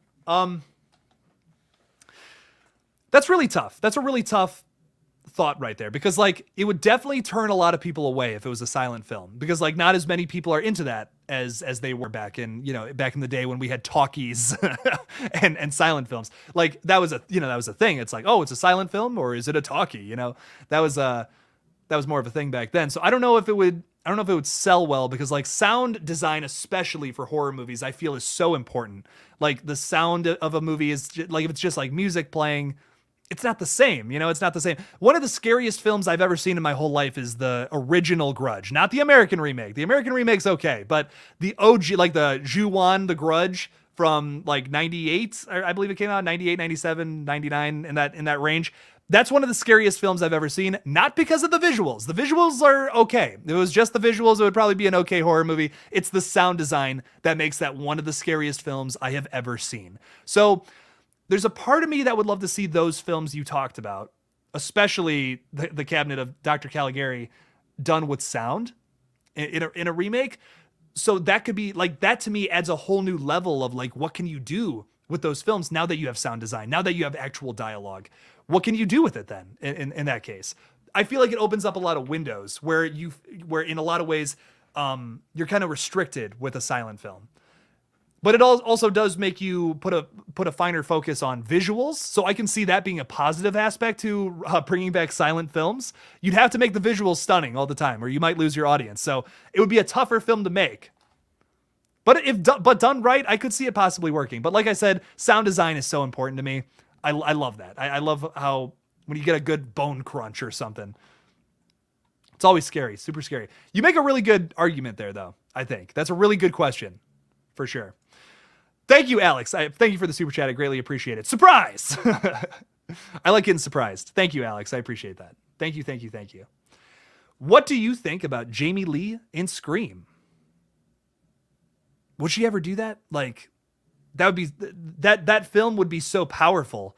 It might melt all of our faces off. Like if those two people if Nev Campbell came together with Jamie Lee Curtis in a Scream film, it might be too powerful. It might be so powerful it would just rip our faces off, and we would all just have to just watch the rest of the movie without faces. I would be down for that. She would be amazing. Could be somebody's mom or something like that. Maybe like a school teacher, maybe a professor. Just have like, even if she's just a cameo, that would be sick. I'd be totally down for that. That'd be sick. Is Ghostface gay? I like just the concept of Ghostface. I don't know. I don't know what to tell you, Michael. I would love to have like we have Mindy now, who is bisexual so some good LGBTQ plus representation. That's awesome. I don't know if like I don't think like besides Billy and Stu, because we've kind of talked a little bit about how they potentially might have had a relationship, which I'm honestly, it makes a lot of sense, man. It makes a lot of sense if that was the case. Yeah, I don't know. I don't know what you mean by that. I don't know. I'm trying to think of what you can mean, but yeah. Brock, Debbie Salt, she sent you to prison for a year. Personally, I think it's rather poetic. So many P's. P, Mr. Brock. Oh, thank you. Now I get it. Does Ghostface is gay? Stu might be gay. Like, definitely. I could see it. I like that we have what I really liked about Scream 5 is we had a character who was openly gay, and like it wasn't something that was done distastefully. It wasn't done so in a way that wasn't like, because the horror movies have a bad history of representing people in a bad sort of way from communities like that, which is unfortunate. So it's always a massive positive to me when you get like members of the LGBTQ plus community portrayed in a way that isn't like super distasteful or super stereotypical. So I really appreciated that. Flash Skywalker with another super chat. Thank you, man. I greatly appreciate it. Should probably do my job now. So again, I'll see you later, Jake, and get to the mailbox ASAP. No rush, but there's a rush. Have a good one, everyone. Thank you. Thank you so much, Flash. So my PO box is not where I live, but because if I just displayed that publicly, that could be bad. But yeah, I will 100% get to that eventually and check that out. Hell yeah, good stuff. Thank you so much, Flash, by the way, for all the super chats, for the gifts. I appreciate it. What's up, Gory B Movie? What is up? What is up? Welcome, welcome. Gory, are you almost at 2K now? We got to check this out. We're checking this out right now. Gory B Movie.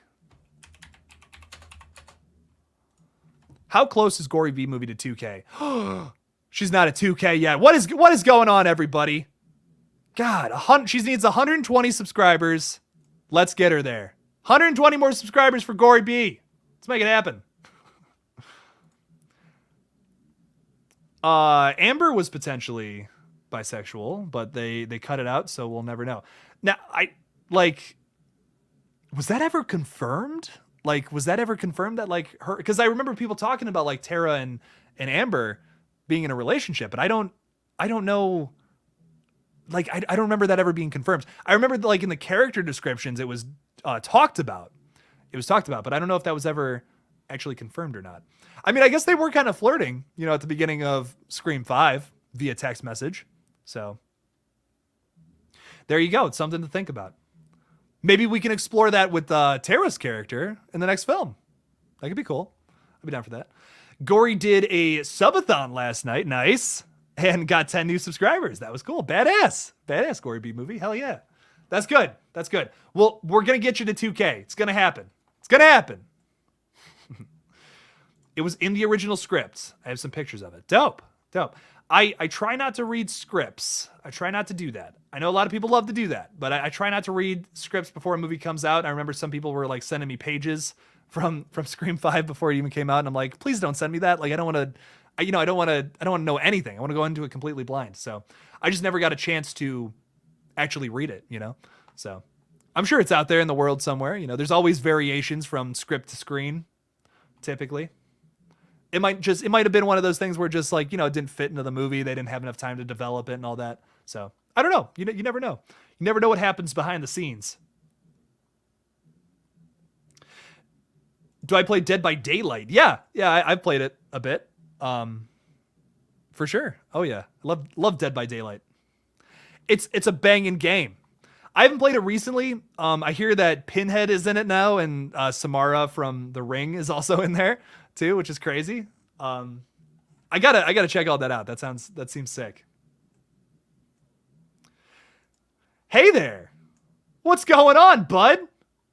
Oh my god, it's Ghost. Holy shit, it's Ghostface! Yeah, you guys thought I wasn't going to do it. Of course I'm going to do it. Of course. Never enough ghost faces. This is so funny. I'm so sorry I don't know how to pronounce your name, but you are the third person to ask about this. Is this a new movie, like Titanic 666? I've had multiple people ask about this. I did not look at I looked this up earlier, and I did not look at when this came out. 2022, yeah, it just came out. Titanic 6... It's a Tubi original, I think. I think I've heard of this. I love Tubi. I'll say that. Tubi's fantastic. It's definitely something. Yeah, people have said it's not great. I didn't even know Tubi did original films for a while until I heard about this. I think when I was going into Tubi, it was there was something, they were advertising it. They're like, oh, check out Titanic 666. It's a Tubi original. And I'm like, Tubi does originals? No way. So I will have to check that out because a lot of people have given this exact review. It's definitely something. It is something special. Or not really. So, yeah. I am getting a call. I wonder if it's anybody special. It is not anybody special. I did just get a message from Mr. Craven Something Scary, though. By the way, if you have not heard about his live stream coming up, and Scream 4. Nice. That's very funny. On what am I saying? For June 4th, he has a live stream coming up. Make sure to check it out on his page. Some good stuff. It came out on the 110th anniversary of the sinking, which is kind of yikes. Talk about distasteful. Yeah. What the fuck? And And what is it like? They're on the Titanic, but it's like full of ghosts or something horrible like that. Oh God. Got to get ready for work now. Have a good night. Thank you, El Chupacabra. Thanks for hanging out with us. We appreciate it. You're gonna rank the Ghostface Killers with Craven Something Scary Wednesday. Hell yeah. So everyone check that out on Wednesday. Go over to the Gory B movie. Check out her and Craven ranking the Ghostface Killers. We got to get on a stream together, Gory B. We got to make that happen. Got to do that. That would be cool to see a Scream video game, since Ghostface is in Dead by Daylight, and Call of Duty Warzone and the movies are going to keep being made, possibly, if they do good. Yes. It's Danny Johnson, though, in Dead by Daylight. Mr. Danny Johnson. It'd be funny, instead of holy shit, it's Ghostface, it's what are you saying there? It's what's up? What's up?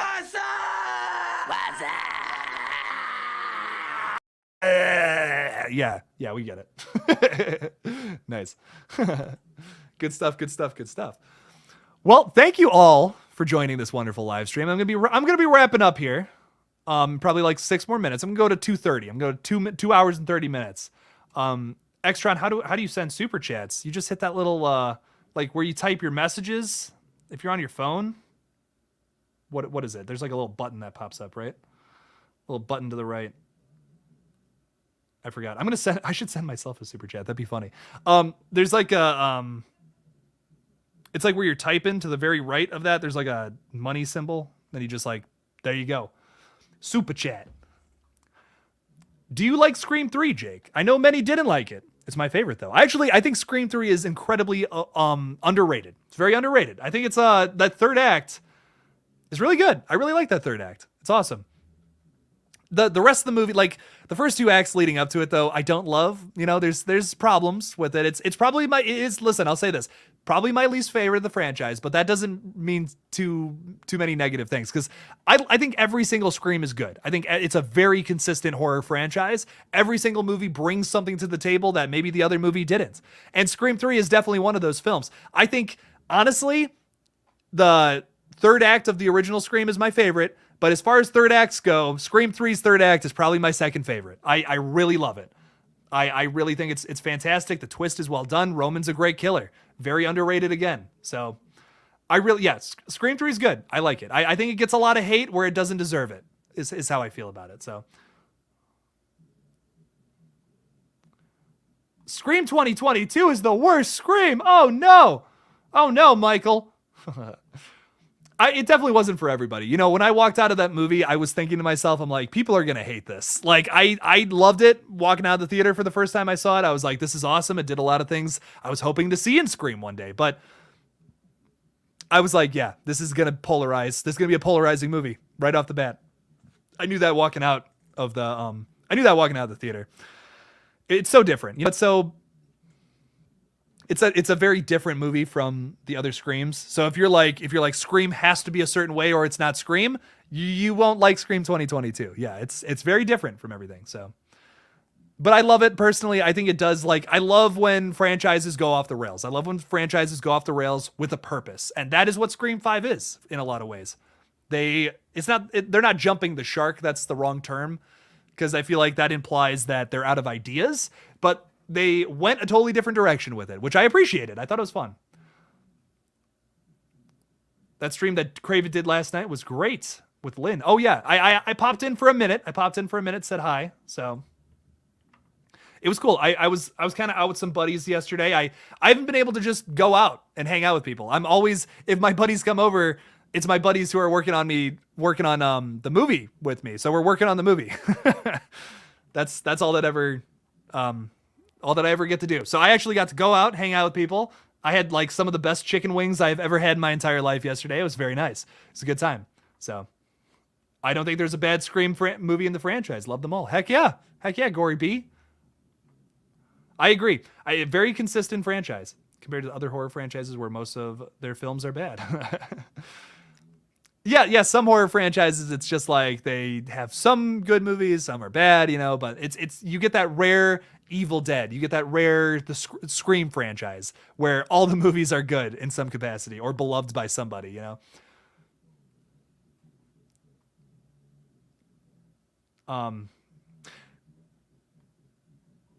Yeah. Good stuff, guys. I'm gonna be honest. I'm getting kind of tired, and I don't want to give you half-assed quality. So I will do one more thing for y'all before we leave. I will give you one more badass damn like that. I'm addicted to dabbing. I've had issues going out in public before. All right, yeah, that's gonna be the stream for the day.